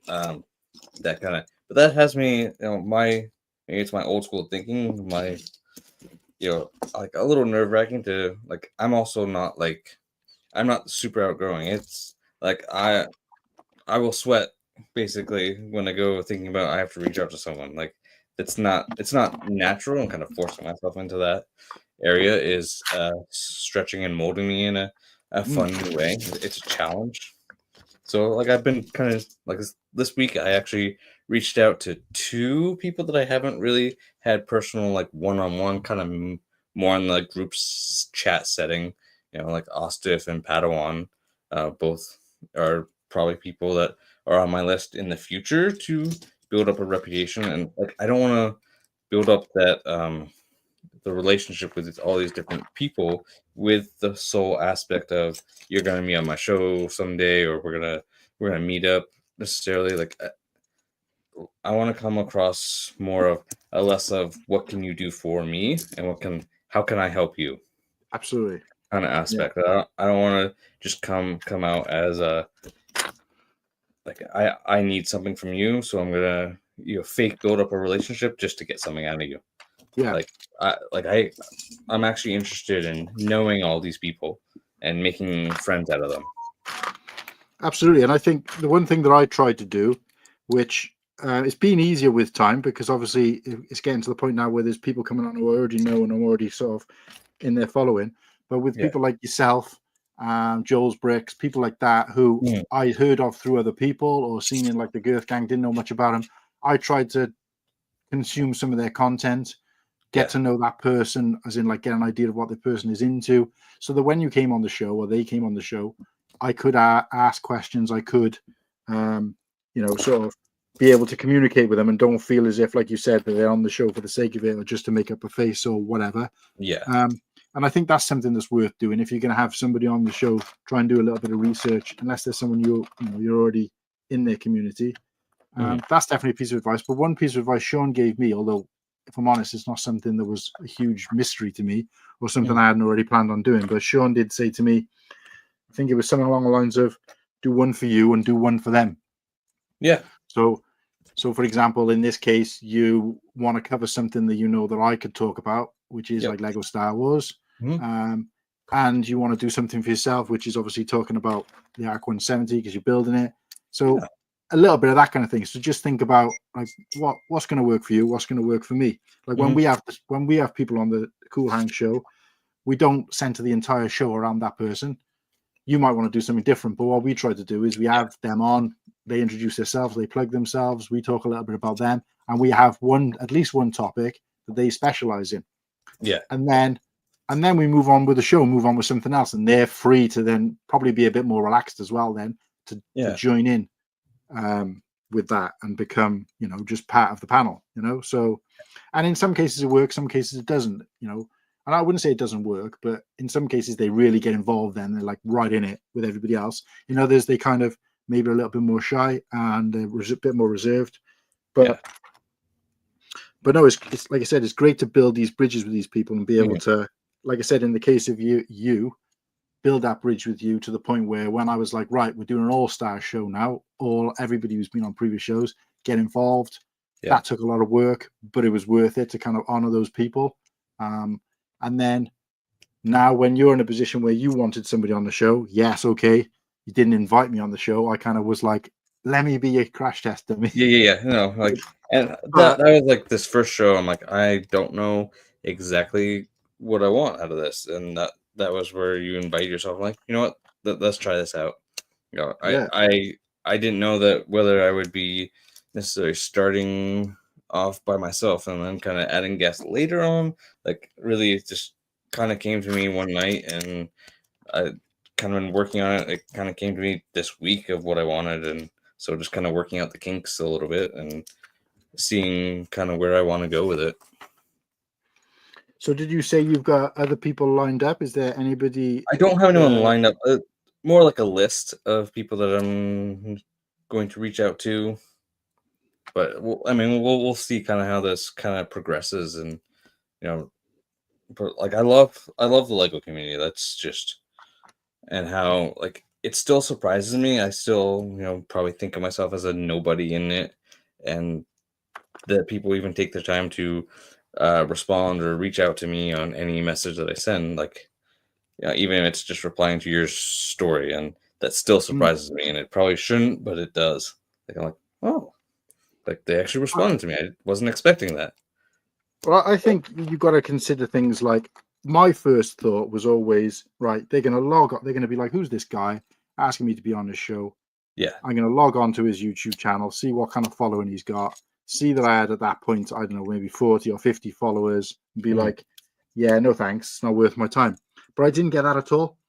But even if that was the case, you've got a better chance than I have, because people are going to be like, right, who's this guy who's asked me to be on his show? I don't really know much about him apart from, I've seen him on this or I've seen him on that. look over, see you're on like 1.7 K and be like, all right, okay. But I don't think anybody's that, certainly not that I've experienced, nobody in this community is that sort of shallow. Yeah. I don't think they genuinely don't care. They're just like, sometimes they just want an opportunity to do something different or chat. It's like, for me, to be able to come on here and chat without having to control the comments, control the banners, be in control of anything, feel like it's my responsibility. I can just talk and feel free, and that's great. Yeah. Because the only other time I get to do it, apart from being on other people's streams, is when I'm on my own, and then there's a lot of pressure on to deliver something. So for me, this is great. Love it, you know. But yeah, so think about that. But what I will say is, you've definitely got, you know, there's definitely a small group of people who I know would be happy to come on, even as early as next week, and they would be my co-hosts. I know would support you, Whittaky and Slurpee. I'm not going to speak for them, and obviously I don't want to force you to put people in your show. I'm just saying that if they're you're on my radar for sure. Yeah, just consider them. I know Padawan, Oaktown, and Ostiff, because I know those guys quite well. Maul's Vengeance, those are guys I'm probably the closest to in the community because they work with me on the show or support the show. Yeah, they would all happily jump on if you gave them a message.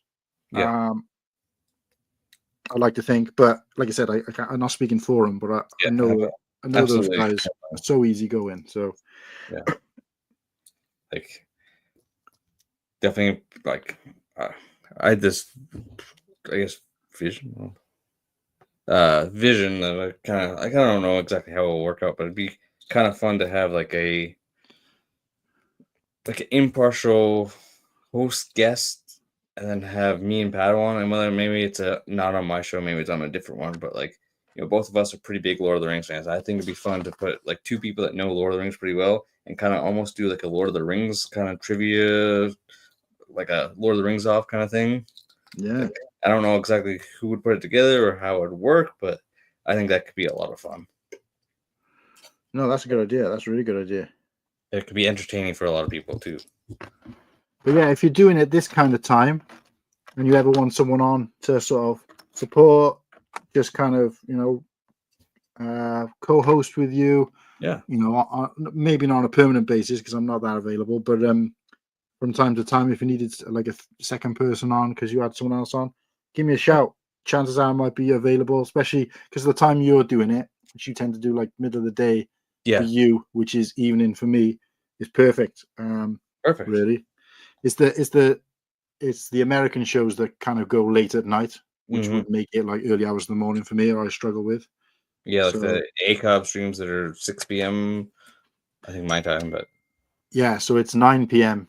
for so them, or 8 you're going p.m. 9, and they're not short shows. They run 3, 4.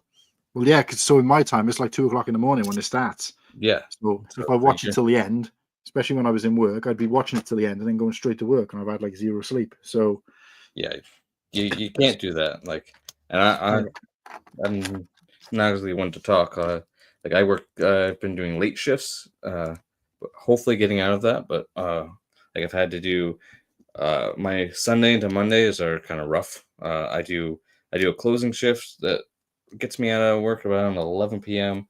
and then I'm back at work before 7 a.m. wow, Like the turnaround time is like less than 8 hours, and yeah, that's illegal in this country. You have to have.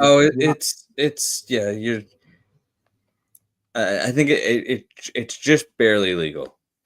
Because ours is I think 11. You got to have 11 hours between when your shift finishes and your next shift starts.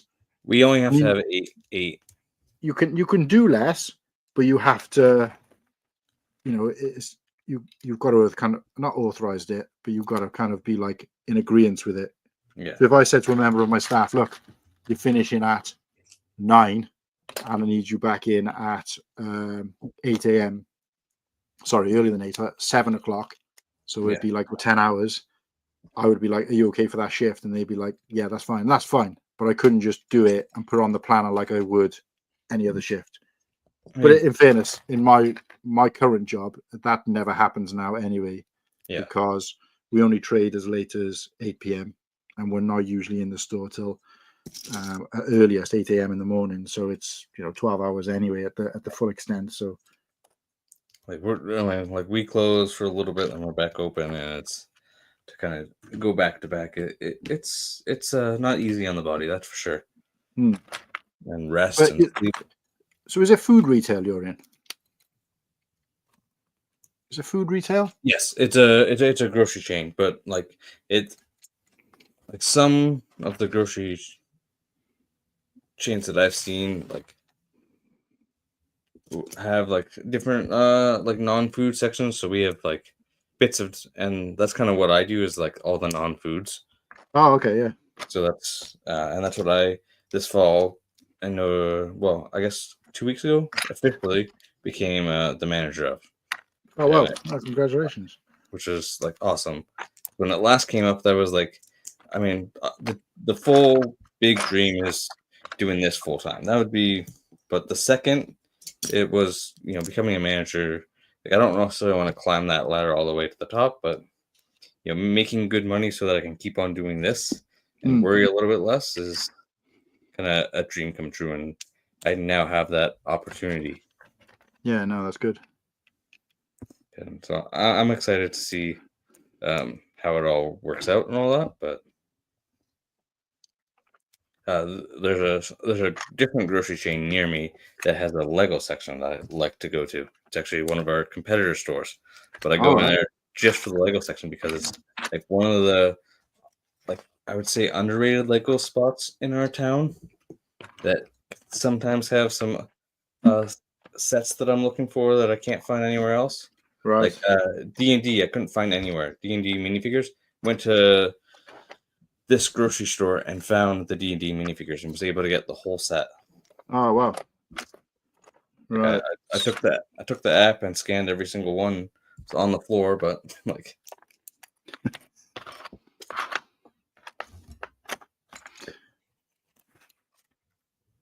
yeah, it's crazy. Definitely bricklaying.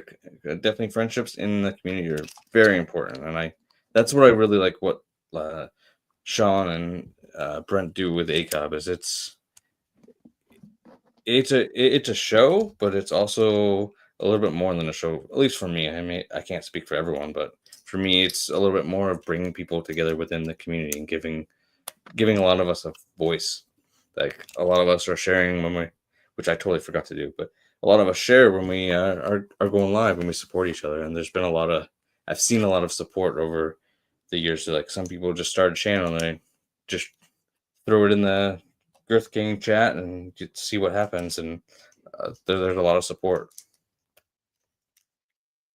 Like even Sean has been on in the chat on my streams, and that surprises me. Like, Yeah, no, it's good. And like I said, I think sometimes it's hard not to sort of get carried away with your opinion of people as opposed to what they're really like. yeah, So, like Tyler, as an example, I never I never assumed. Don't get me wrong. I never assumed that he was kind of into himself, and he was like too good for and like smaller people in the community. I never assumed that anyway. yeah, So that's not really what I'm getting at. But my belief was still that, if I was to reach out to him and say, "Do you want to be on the show?" He'd be like, "I don't even know who you are," kind of thing. yeah, Whereas when I was on the stream and he was there, it was more like I said, I had previously messaged him about, I can't remember what it was, about something else. I said, "Yeah, you should be on the show one time," and he was like, "Yeah, just let me know when." And I was just thinking, yeah, that's just kind of maybe a passive comment he just gives to everybody. yeah. But then No, when I was on the like I said, I was on the show, and the ACOB show, and the first thing he did as soon as I joined the chat was like, "Yeah, let me know when you want me to be on the show, and I'll be there," kind of thing. And yeah, since then, when I've messaged him anything, not very often, but if I do message him something, private message him on Instagram, he usually replies. So yeah, it's just like I said, it's making those connections. But to me, it's not really about how big a YouTuber the person is. yeah. It's about how you can support each other. So and for me, there's a lot of people that say we kind of all started around the same time or started really growing around the same time that I'd love to kind of connect with more and kind of bring on, Lego Timmy being one of them. But there's so many more of those that have been around and kind of, so to speak, came up around the same time that I have. And we all kind of we're all at different strengths, and then it's not about competing with them or being competitive with them per se. That's like, or that hey, they found success that I didn't, or I found success and they didn't. It's just like coming alongside and supporting each other, really, at the end of the day. Yeah, it doesn't really matter what size you're at. Yeah, absolutely. Like you said, some people are just happy to, do something that there's no pressure on them to create, that kind of thing. And that's certainly the case for me, but also because I'm trying to, give something back, particularly to the people like yourself who helped me out by sort of coming on the show when I didn't think anybody would want to. So it's great. But yeah, I think we've done enough gushing now. I don't know what the guys in the chat are saying, but so what was I can't remember what your other topic was. Oh yeah, it was State of Lego Star Wars. I mean, we definitely kind of discussed, but was that the only topic we had, or? Oh, we had. I mean, there was definitely other. What I had, like, I wasn't super planned out. I just had kind of some vague, possibly talking. I remember you messaging me about at least two, but I can't remember what any of them were. I put in possible like January wave pickups or pickups in general. Thought maybe that would be a good spot, but like it was kind of leaks in the where Lego Star Wars is heading was kind of like the main bread and butter, if you will, of where I kind of wanted it to go. So are you comfortable with where they're heading? Yeah, I mean, overall, I think I am. I think the prices are a little concerning for sure, but I think overall, I think that there's a little bit of everybody, everything for everybody. Mm-hmm. And I think this summer is going to be a real indication of kind of it will depend on how things are priced, and I think that's a lot of what I think people love. A lot of different things, a lot of more than just like Star Wars, but like as far as the Lego Star Wars is concerned, I think that it's one of the more pricier themes in general, and people look at it as a little bit often overpriced. Oh, that's what I was talking. I mentioned. I'm not even sure where. I think we started talking about something else. Yeah, but I wasn't sure whether you actually ended up answering it directly. But I don't know if I did either.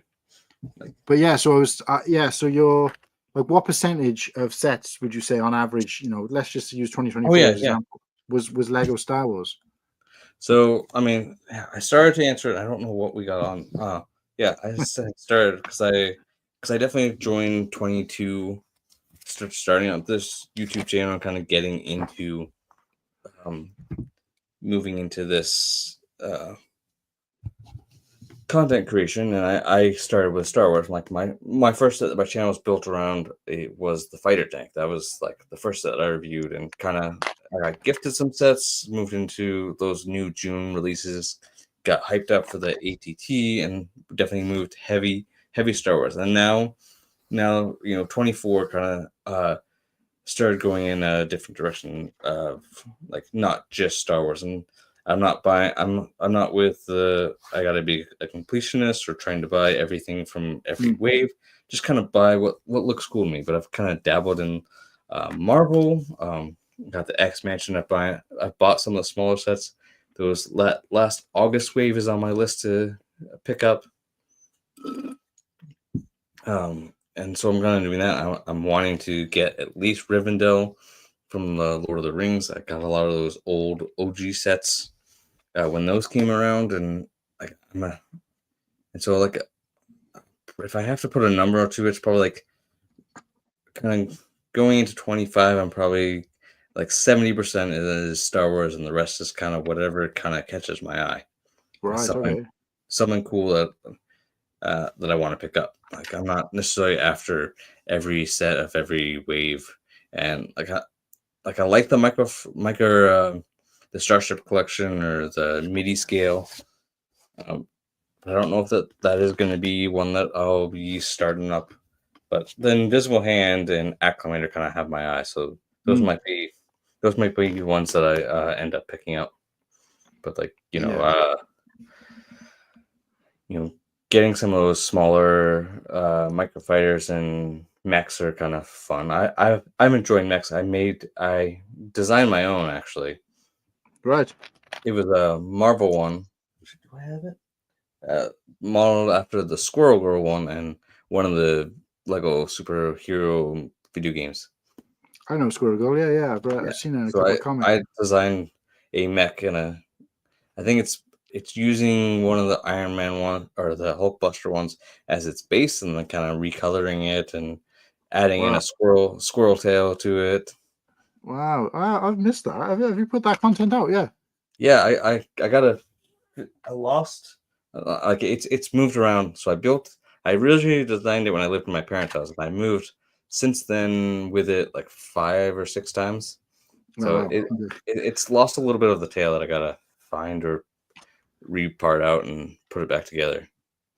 Yeah, I'll have to keep a lookout for that because I've not seen that one. I know I went back and I've looked at a few of your videos from the past and Yeah. stuff, but No, obviously, I don't think I don't think I made a video on it. oh, you didn't. All right, sorry. I No. thought you did. Yeah. Right, okay. No. It's just moved around, so it's never. I don't think since I started it's been complete of where I had it, and I don't know that I fully finished designing the tail. I think that there were still some structural problems, and like I put it through the play test. Like, does it play real well? And the tail was kind of failing that. So there's some Right. design structures that I'm kind of doing, but some of the things that I'm looking forward to in 25, connecting more with the community. We'll kind of go this direction, and then I'm going back there. I'm going to go for a full week at Brick Slopes. Like, dream would be Brick World, obviously, but Brick Slopes is so much closer to me that Mm. it's a no brainer to kind of because it's a 5 hour drive for me versus going because I live in Utah. Going to Chicago is there's it's not a cheap travel whether I fly or drive. It's because I think flying is over $1,000, so Yeah, round trip. I was going to say. I think it works out. Like I don't know about it's this. I don't know about distance, but I was speaking to somebody. I think was it must have been Cooper because he Mhm. was someone who was no somebody who was living in Canada. Can't remember who it was. They lived in Oh, Canada. I was speaking to him on the ACOB stream, I believe, and they were saying that distance-wise, it's probably about the same distance for them to Chicago as it is for me at the other side of the Atlantic, yeah, and the cost for them to get there from where they were was probably like double the price of what it cost me, yeah, which is crazy when you think about it. Because I mean, I've been looking at flights for roughly 400 to 500 quid return yeah, flights, which would be about $600 $700 roughly. yeah, But it's crazy to think for in the same country is going to cost closer to 1,000 is madness. yeah. It's definitely that price. So just like looking at the cost of that, and that's still a dream someday. But like looking at the reality where I'll need just to be able to go, that's without spending money there is several $1,000s. Like between Yeah, room tickets, flights, I'm probably looking at least $2,000 just to get there. So where I can drop a hotel and brick slope tickets for just couple $100s to get up there, which is but I'm gonna I've made videos about it before, but I want to bring a mock up there, and I think it might be just kind of we're gonna start like real simple, and it's gonna be like modding my X mansion, expanding it, and adding in kinds of Easter eggs. I think will be fun because I want to put in like Gandalf fighting Magneto because they're played by the same actor. Like yeah. stuff like that is kind of where my direction is uh, thinking at least. Got to No, get that some sounds good. road plates and expand it a little bit so it's a little more of just other than like just bringing a set and throwing some extra minifigures in there. I want a little more on that, but something along those lines, I think, would be kind of fun. Yeah, no, that sounds good. Whereabouts is Brick Slopes then? Brick Slopes is it's still in Utah. It's Ah, right. It's in the same northern state. Utah, and I'm southern, so it's like 5 hours north of me, which is Did you like really did you like the reference in the, because I shared your um shared your thumbnail on Instagram, and I used a remix of an Osmond song. yeah, I did I like that. and I didn't know whether you got the link because the Osmonds are from Utah. So I did not know that. yeah, so I was like, right, artists from Utah. So I had the choice of Brandon Flowers Uh-huh. from The Killers, or Osmonds, or Imagine Dragons. Are they? I think it was Imagine Dragons or someone like that, who were from Utah. They were like the top three, and I was like, all right, let's go with the Osmonds because, uh, whatever. So I Yeah. just kind of did research. So Oh, that's cool. that's how sad I am that I actually do that bit of research. I've done that with other people before, and they've been like, I didn't even know it. I didn't even know that person was from Yeah, that. I'm right there. Yeah, I didn't notice the only artist that I'm really familiar with that's from Utah is Post Malone, and that's about Oh it. wow, he didn't even come up in the list. Otherwise, I probably would have I'm used him because surprised probably. because he's been like we have a restaurant that's it's kind of expanded beyond Utah, but started Raising Cane's, and like he's Oh, been okay. there for like reopenings or new Raising Cane's being opened, like like just crazy, but yeah. So there you go, And guys. If you ever want to be on the Cool Hang show or be involved, have me on one of your shows, then that's how much research and yeah, commitment I put into it. you do your research, and that's crazy. But yeah, my days off just like all are changing, so it's definitely it's gonna be like trial and error, and I'm probably after next week I'll probably go to like a every other week kind of just to free up Yeah, my schedule a little bit. yeah. We found every other week to kind of work for us. I think the only reason we're moving into weekly now is because after chatting to our sort of little community, if you like, Yep. it seems that like, and this was kind of mind blowing for us as well, which is a really kind of proud kind of moment, but also like nice to hear that everybody was like, no, go, you need, and this was like from the people who tune in every week were like, no, you need to go weekly, like, Yeah. yeah, go weekly. We'll tune in every week if you go weekly. And even my co-hosts were like, look, we can make every show, but between the sort of six of us or whatever it is that is now as Hmm. kind of potential co-hosts, we should be able to get two or three of us together each week. And we all know how the show runs now and all the rest of it. And we've got enough of a following in the chat that they'll kind of run it for us. And we know there's going to be like interaction. So they said, yeah, go weekly, strike while the iron's hot. And it's like, right, great. But the first week I tried to do it, for personal reasons, I wasn't actually able to do it. So I think, and straight away I regretted it because I already had messages from people going, why haven't you done a show? How come there's no show? Where's the show tonight? And I'm just Oh like, yeah, like well, I know last week people were missing you guys. Like I saw it in the Girth Gang, and oh, and then that was a quick thinking on Ostef and Padawan to go put a show together real quickly. yeah. Like, just great, but like, yeah, I mean, we all have busy lives, and not able to. We gotta miss them occasionally, Hmm.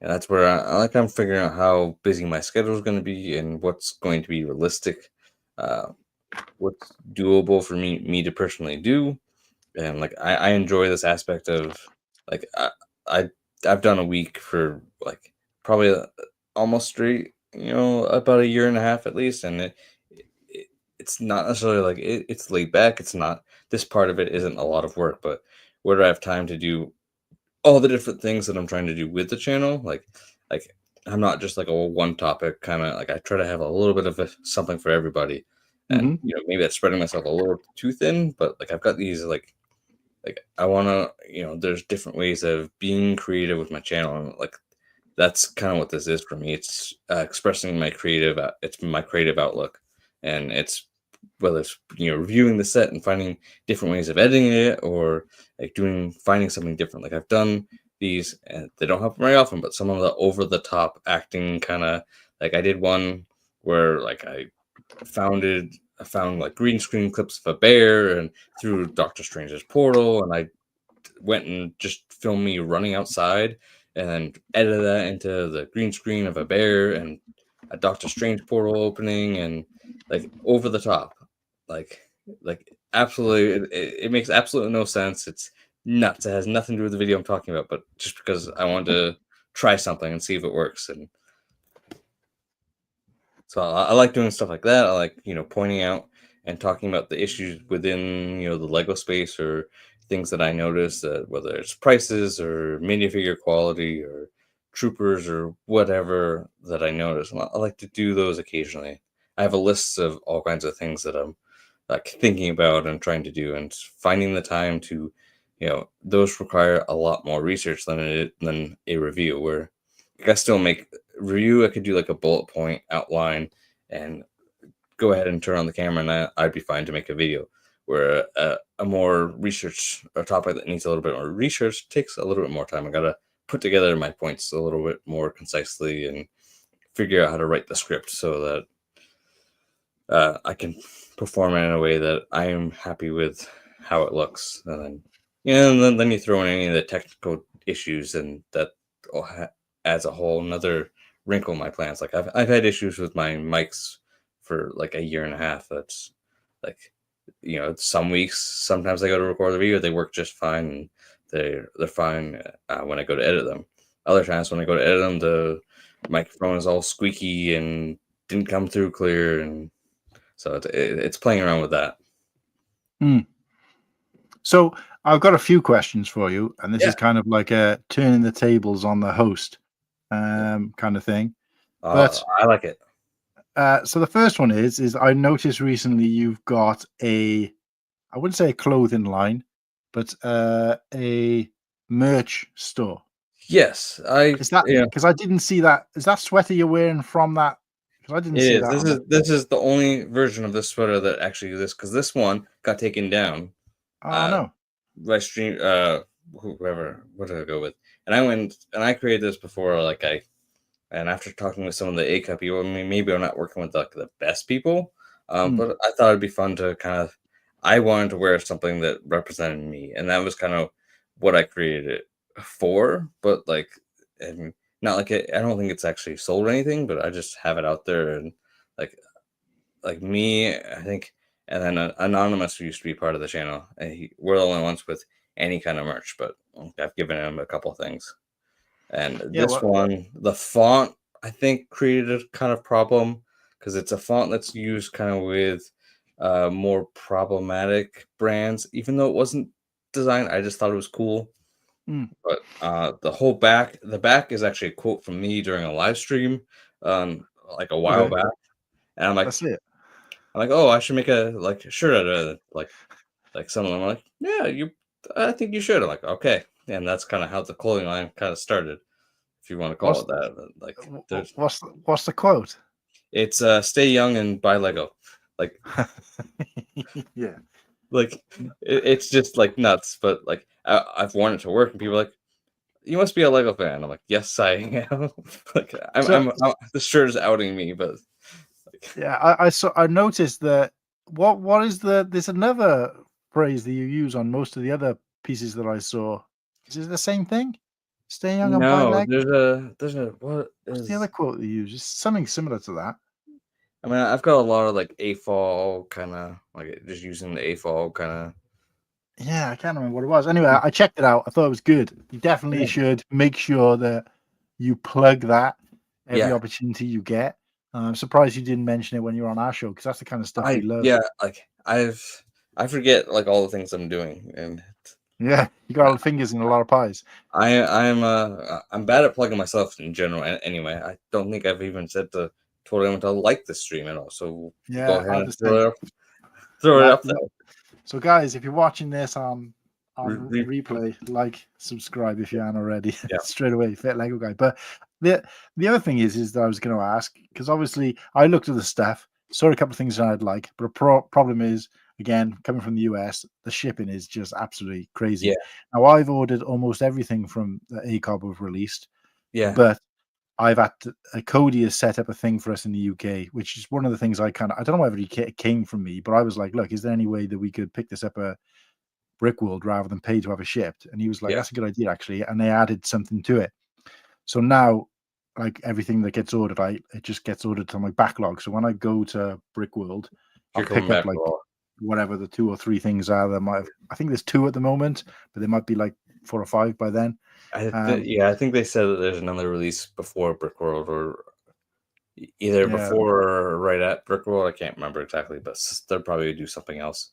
And like I've but missed out on all their stuff because it's usually when like the last one was like right around Christmas. That's mm, like oh, that advent color looks cool, but like and then the minifigure, I'm like, oh, I want that, but I don't know. Like I think I waited just a little bit too long, and the basic mm. one was out, and I'm like, I don't know if I want to spend that much. I don't know that I can. Uh, And there's a that lot. will. It's a lot that time of year. And And like I said, if no, it wasn't for the fact that I was able to pick it up, because obviously I'm going to be picking up a Christmas set in yeah, June, which would yeah. be kind of pointless. But that was You the can have it. option. But other than that, shipping costs are just tragic. I mean, I think Yeah, I don't think I looked at any of yours. I got as far as kind of the order mine process. and Generally, mine. it's like it costs about the same as the actual t-shirts. It's like $24 for the shirt, $24 for shipping. This is like, Yeah, well, and I don't know because mine is not necessarily always sourced. It's through it's a drop shipping company, so they might have a way to keep your shipping or international shipping lower. I don't know. I haven't necessarily researched. I thought I saw something on that, but I haven't done a lot. I haven't done anything with my designs in a hot minute. hmm. But like the But last design I did was actually I didn't even look the shirt, but the shirt I'm wearing is also one of mine. It's my yeah, Bad yeah, Batch that I I did, saw that one. and Yeah, but if I was going to buy a shirt from you, I would want your actual your main logo. I don't even yeah, know whether you can put that I on a don't think shirt. I have that, and that's one or like I had trouble creating that where it just the way it was looking on the shirt I didn't like, and I need to go back and I think I figured out the solution to it is what when I was exporting it is it would have this extra white background. So Mm, if it's on a white shirt, it works, but any other color, it has this extra white square that just doesn't look very good. And mm. I had to play around with some settings, and I think I figured a way to make it uh where it's more of a clear background, so it will print on a shirt better. But they were talking. Where was I? I was watching ACOB show. I don't want to keep referring back to ACOB on your show, but That's all um, right. they were talking about. I think you put a comment in, and Brent was reading it out, and he was like, "Oh yeah, he's got that swole, that swole." Oh, that was last week, wasn't it? Yeah, yeah, it was Yeah, recent, and they were talking about it, and I was like, "Come on, fit Lego guy, yeah, yeah, yeah." yeah. You Like gotta you gotta I shout on the show.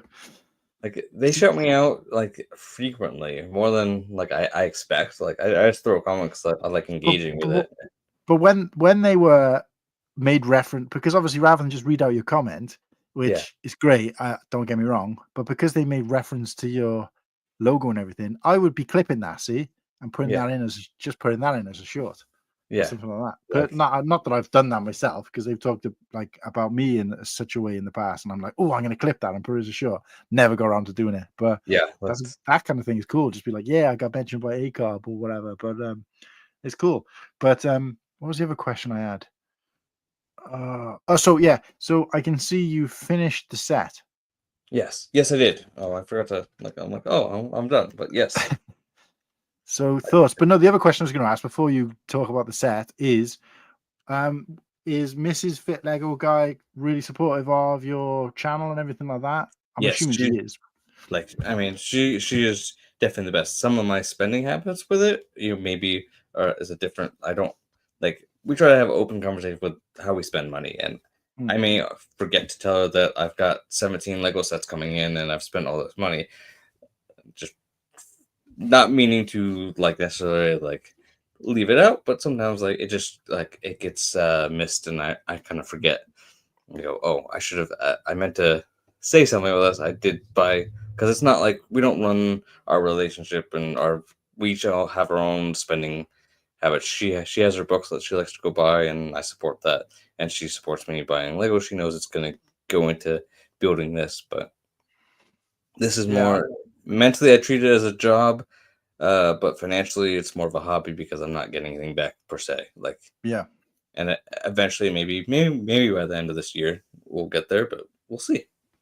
Well, it is nice to have somebody in your camp, or have someone in your camp full Yeah, stop, but also someone in your camp that is a support of it. Because Kirsty, uh, my fiance, is my number one fan, my biggest yeah, supporter, and I obviously wouldn't be doing this if it wasn't for her. But she really kind of embraces helping me to do it. Because I said to her, "Look, I've double committed today." She was in work all day anyway, but she was yeah, getting off a bit earlier, and the only time I really get with her, especially with me being off at the moment, yeah, normally it would be less again, but is in that even those couple of hours in the evening, which is kind of yeah, now this time.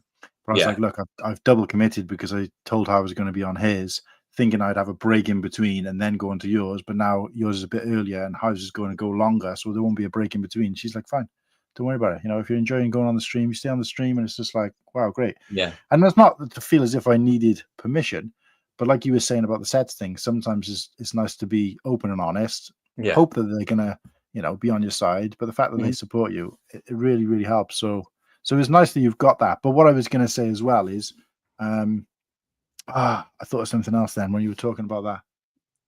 Um, does she watch your content? Yeah, I mean, like not everything, and she's been as like she'll hide within and be in my live stream and ask like she'll try to think of like newbie Lego questions that she'll ask and that I can answer or whatever. She's done that before in live streams. Mm, Uh, she got the tip. She actually listened in on your show when I was on, right. so she'll support me in little ways. She doesn't necessarily watch every video or consistently. She or she'll be like, "Oh, I haven't watched one of your videos in a while," or "I haven't put it on." Like she used to put my videos on for me to for watch time and all that, and just because she's not the biggest Lego fan per se. Like I've gotten sets for her, and like I've started getting the botanicals, and we built those together, and like her being a big book fan, that GWP bookshelf, I gave that to her. I'm like, this, I'm like, I feel like you could put this on your bookshelf with all your books. I think Yeah. you should build this. Like, I got and it for my if daughter. I got it for if my you want daughter. help with it, like I'll help you build it. I think this you would like building this set. Yeah. So it's like No, I, stuff that I've done. my daughter is a huge book fan as well, and as it happens, the minifigure actually looks like my daughter, same color hair, Yeah, glasses.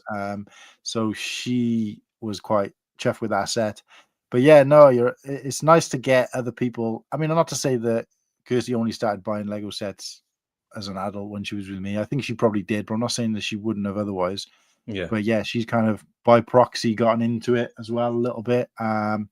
And then that helps them because she'll keep a lookout for the Lego magazine and get it for me and check if I got this one yeah. and look out for deals. And she actually works for a retailer that did at one point sold Lego as well. So she Okay, would like keep a lookout for sets. yeah, And even when it comes to Christmas and her family is looking to buy me something, she'll be like, right, well, he needs this set or he would like this set or whatever. So it's like, so it's good. And it's great to have that support. yeah, I thought of another question. What was it? Oh, so I thought that actually I got two questions, and they're both like just curiosities about you and your channel. yeah, First one is I've noticed when you're doing videos, like not short form, but review videos, yeah, you cut, you do quite a lot of like cutting and editing. yeah, Is that some because you were saying that obviously you do it and it's a lot of work and stuff. Now yeah. that's something I would really struggle with purely because I'm not technically gifted or not very talented. Mhm. For me, it's more my gift, if you can call it that, is just being able to talk quite openly and freely about things. Yeah. I noticed that you kind of cut your videos quite a lot and cut pictures out.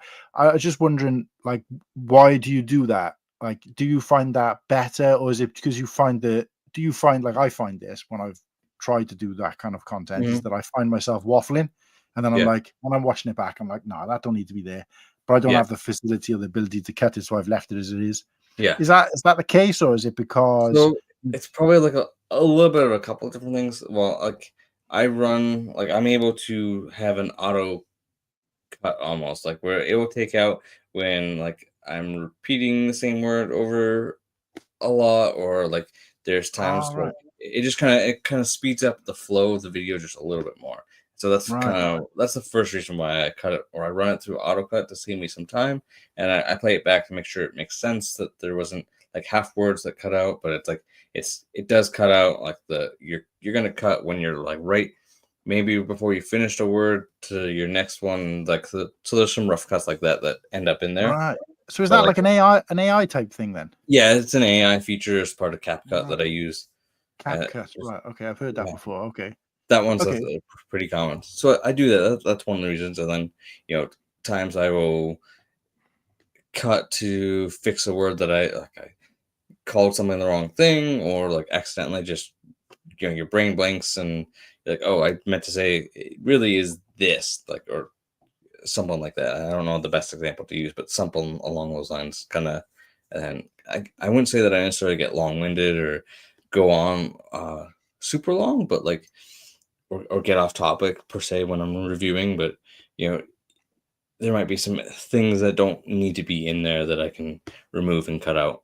It's more like the main reason is probably just you know flow and like making uh your average viewer who's may not be super interested, who's just finding the channel and or Mm, looking for that review, something that it keeps them engaged enough without trying to make it like Mr. Beast style or like super fast paced, because I don't want that style. And style that I'm trying to implement and have been like more storytelling. I want to kind of pull you in with a story and mm, finding the best story that I can tell with it. And there may not be really much of one there, but I try to find a little bit like what's the meaning behind why I bought the set, or what's the story behind this. Kind of what I did with that tray, and I'll tell a little bit more of that tray story when I do the Y-wing review, because that's going to happen as well. So both kind of happened, event wise for me at the same time, and I can kind of use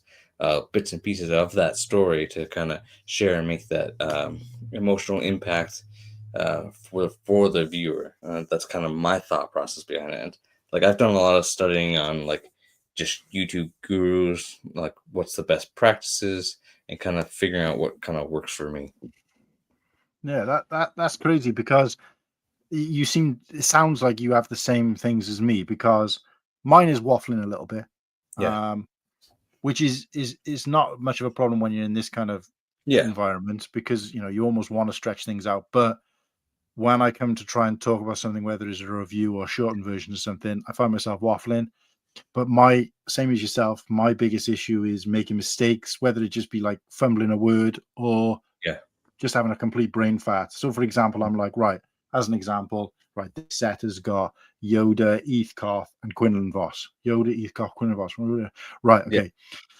And then when I come to record it, I'm like, this set has got Yoda, uh, oh, um, balls. All right, yeah, start again. And like, I haven't got the ability or the sort of technical ability or even the time to go through and just keep saying it until I get it right and then edit and cut that out because I just not that technically advanced at the moment. mhm, But I also want, like you said, I want it to feel natural. So I mhm, I prefer to just speak naturally and just. But then when I listen to it back, I'm like, that's just stupid. And then when I've tried to, for example, I've got a show coming up, and then I'll sometimes, not always, but sometimes do like a quick live, not a live, but a quick video to say yeah, tonight I'm on with Fit Lego Guy, whatever yeah. else it might be.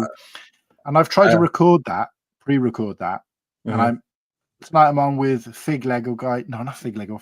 Okay, re-record. Tonight I'm on with Fit Lego Guy. We're Yeah, on at 7 o'clock. It's not 7 o'clock. It's 8 o'clock. Right, re-record. And I'm like that overnight. And in the end, I'm just like, I ain't doing this. This is just. So I just go live. Hi guys, tonight we're on with so and I wouldn't make any mistakes. And I'm yeah. like, It's totally it's the like pressure of and the it's knowledge, knowing that I could change it. I might make a little fumble. I might go not 7, 8 o'clock tonight, but people don't notice that.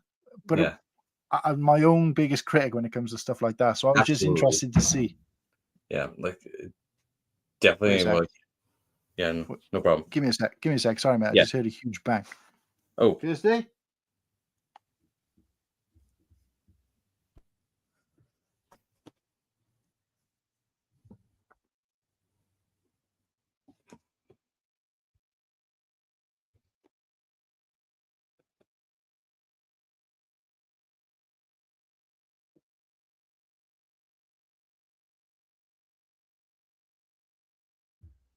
Sorry about that. Oh, it's all good.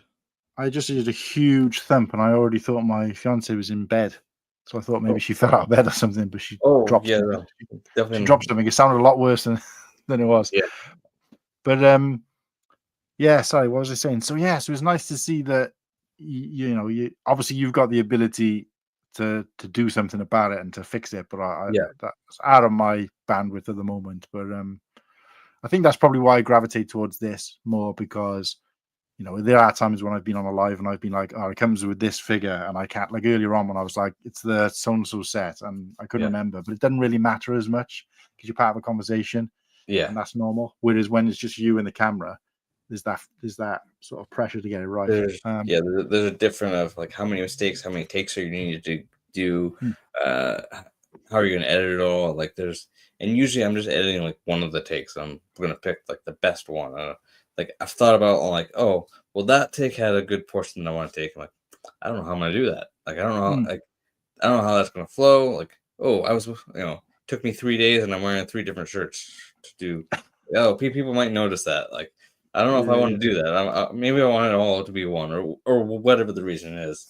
yeah. Like, The other question I had was, and this is my last question now because I'm conscious of the time. I know you said you want to keep it to about 2 hours, so yeah, my last question is that you mentioned in a couple of your videos about like you want to get monetized, all the rest of it, which yeah, is great. And obviously, that's not something that I've got on my peripheral, but it's great that you kind of aiming for that.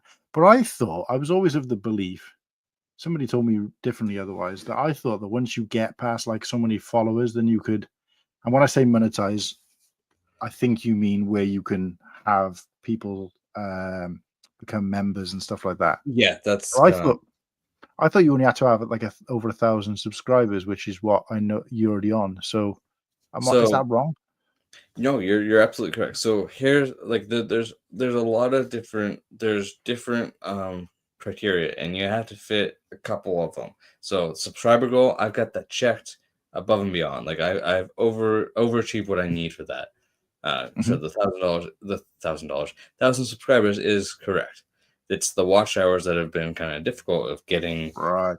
and that's kind of part of that. Is I don't want what's called retention editing, to get people to watch all my videos all the way to the end, because I don't know that I'm going to be happy with that product. As I want to make something I'm proud of, and that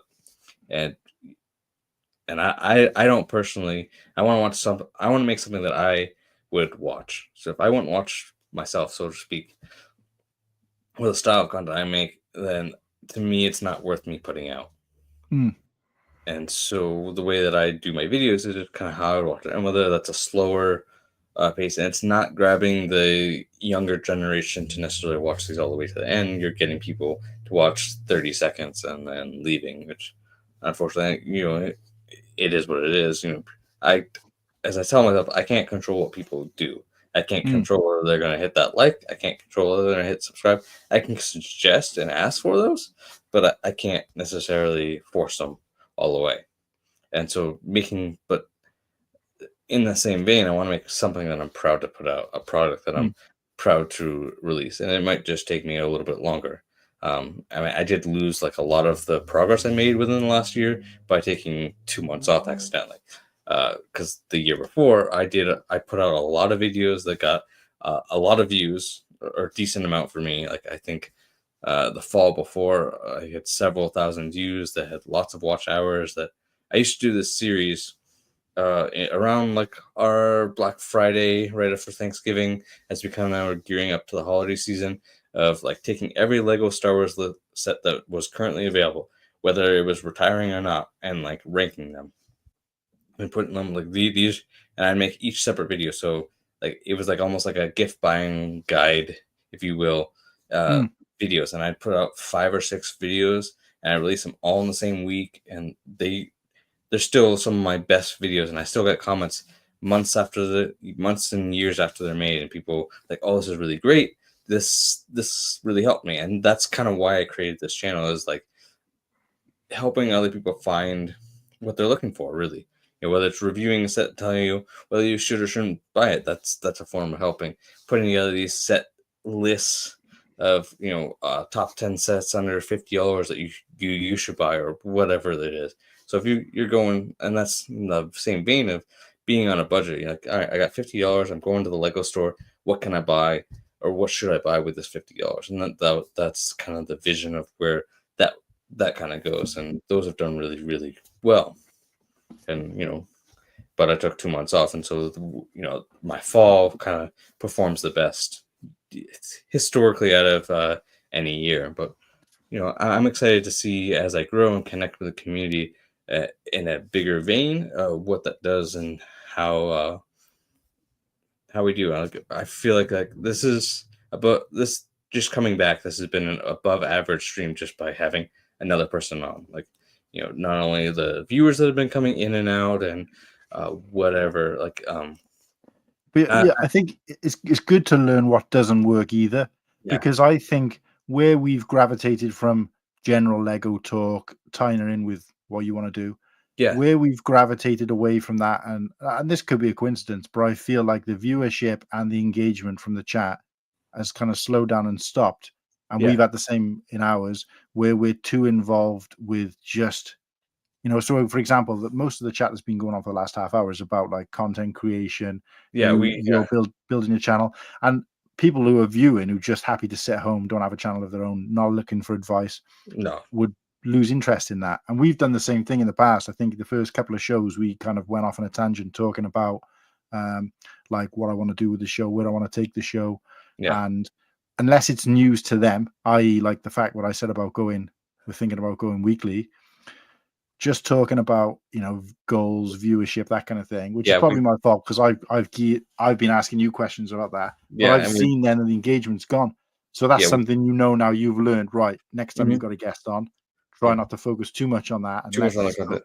And like there might be shows geared around like I would love to do like Lego con comparisons, like whether it's me and Asta talk about just for an example the difference between Brick Slopes and Brick World. He's experienced a full week at Brick World. I've experienced bits and pieces of Brick Slopes. What are mm, different experiences, and give kind of people like each Lego, we'll call them like in-person kind of show, if you will, like Lego cons are different. Like, and there's US alone has so many that happen throughout the year, and they're not all run by Brick World. There's different people that are running these, and they're no fault to anyone's own. They're all different, and that can be exciting to do a comparison of what those are like. And I've thought about like like you said, what is your guest an expert in, or what's something they're knowledgeable about, and you can do a little something that you want to talk about, a little something that they are mm, good at or might want to talk about, and kind of bring them on, and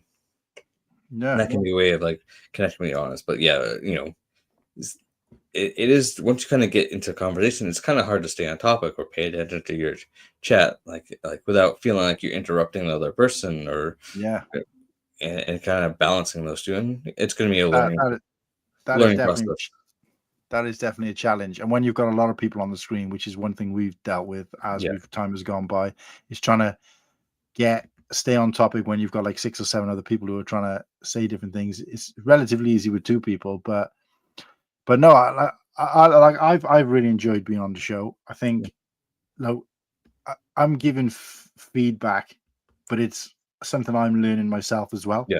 'Cause I'm Hmm. just looking and thinking, right, there's been no new comments for a while. That's not to say there's no new viewers, but there's no new comments. And then I thought, well, hang about, no, we've been talking about, and I remember doing the same on our show. So it is trial and error, and you're Yeah, gonna we're same with me, still learning. Even sort of we're 15 episodes deep, which is not a lot in the grand scheme of things. But hmm, every show we're like afterwards in the green room talking and saying, right, this didn't work, that didn't work. We won't do yeah, this again. That was amazing. Um, but bringing it, trying to ask questions out to the chat regularly, that kind of thing really helps. But no, I've it's been great to be on the show. I think I gave up building at some point because I realized you'd stop building. I thought, right, this kind of oh feels like yeah, I had finished. I got I got yeah, through you it, finished. I was still going, but and not even now. I gotta go back and put the stickers on. But I thought like I'd save them for like a I thought like so I don't know if you've seen it, but in the Girth King we were talking about what's the best method for stickers, and so I thought I'd give it like a little let's try it. Like, so if someone has suggested like tweezers, like I think dropping some water, the brick separator, which is a method that I use frequently. I'm Mm, like, let's compare these, and I'm like, oh, I'm building a set. yeah, like that's my method for stickers. But like I'm like, let's put this to the test and let's see what is the best. Like I made a short before that, got different ideas in there as well, what people use.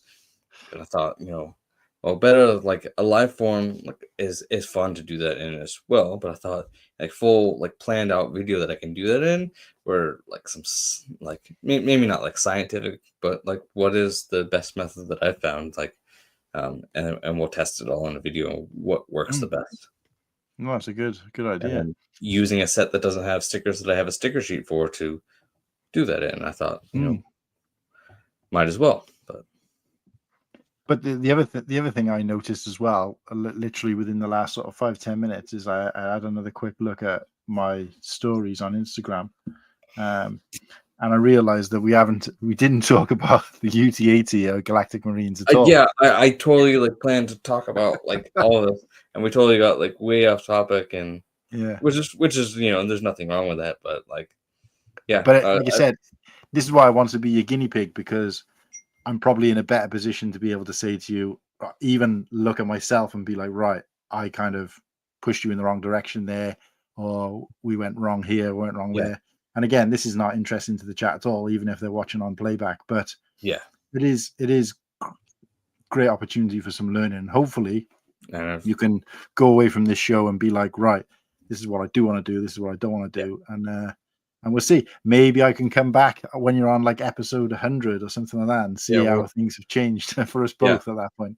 absolutely, like yeah, this is But what would you give the set? What would you give the set to try and sort of round things out? What would you give the set out of 10? And what would you so give the building experience out of 10? building out of 10, like building experience, I think it's a fun, it's a mixture of the like there's not super much technique. I think the ATT and gunship have more technical than this does.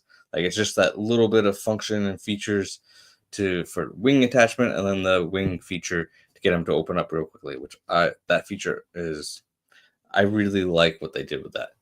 Mm, The set overall probably like a 7 out of 10. Minifigures are 10 out of 10. I will mm, put those in their own category.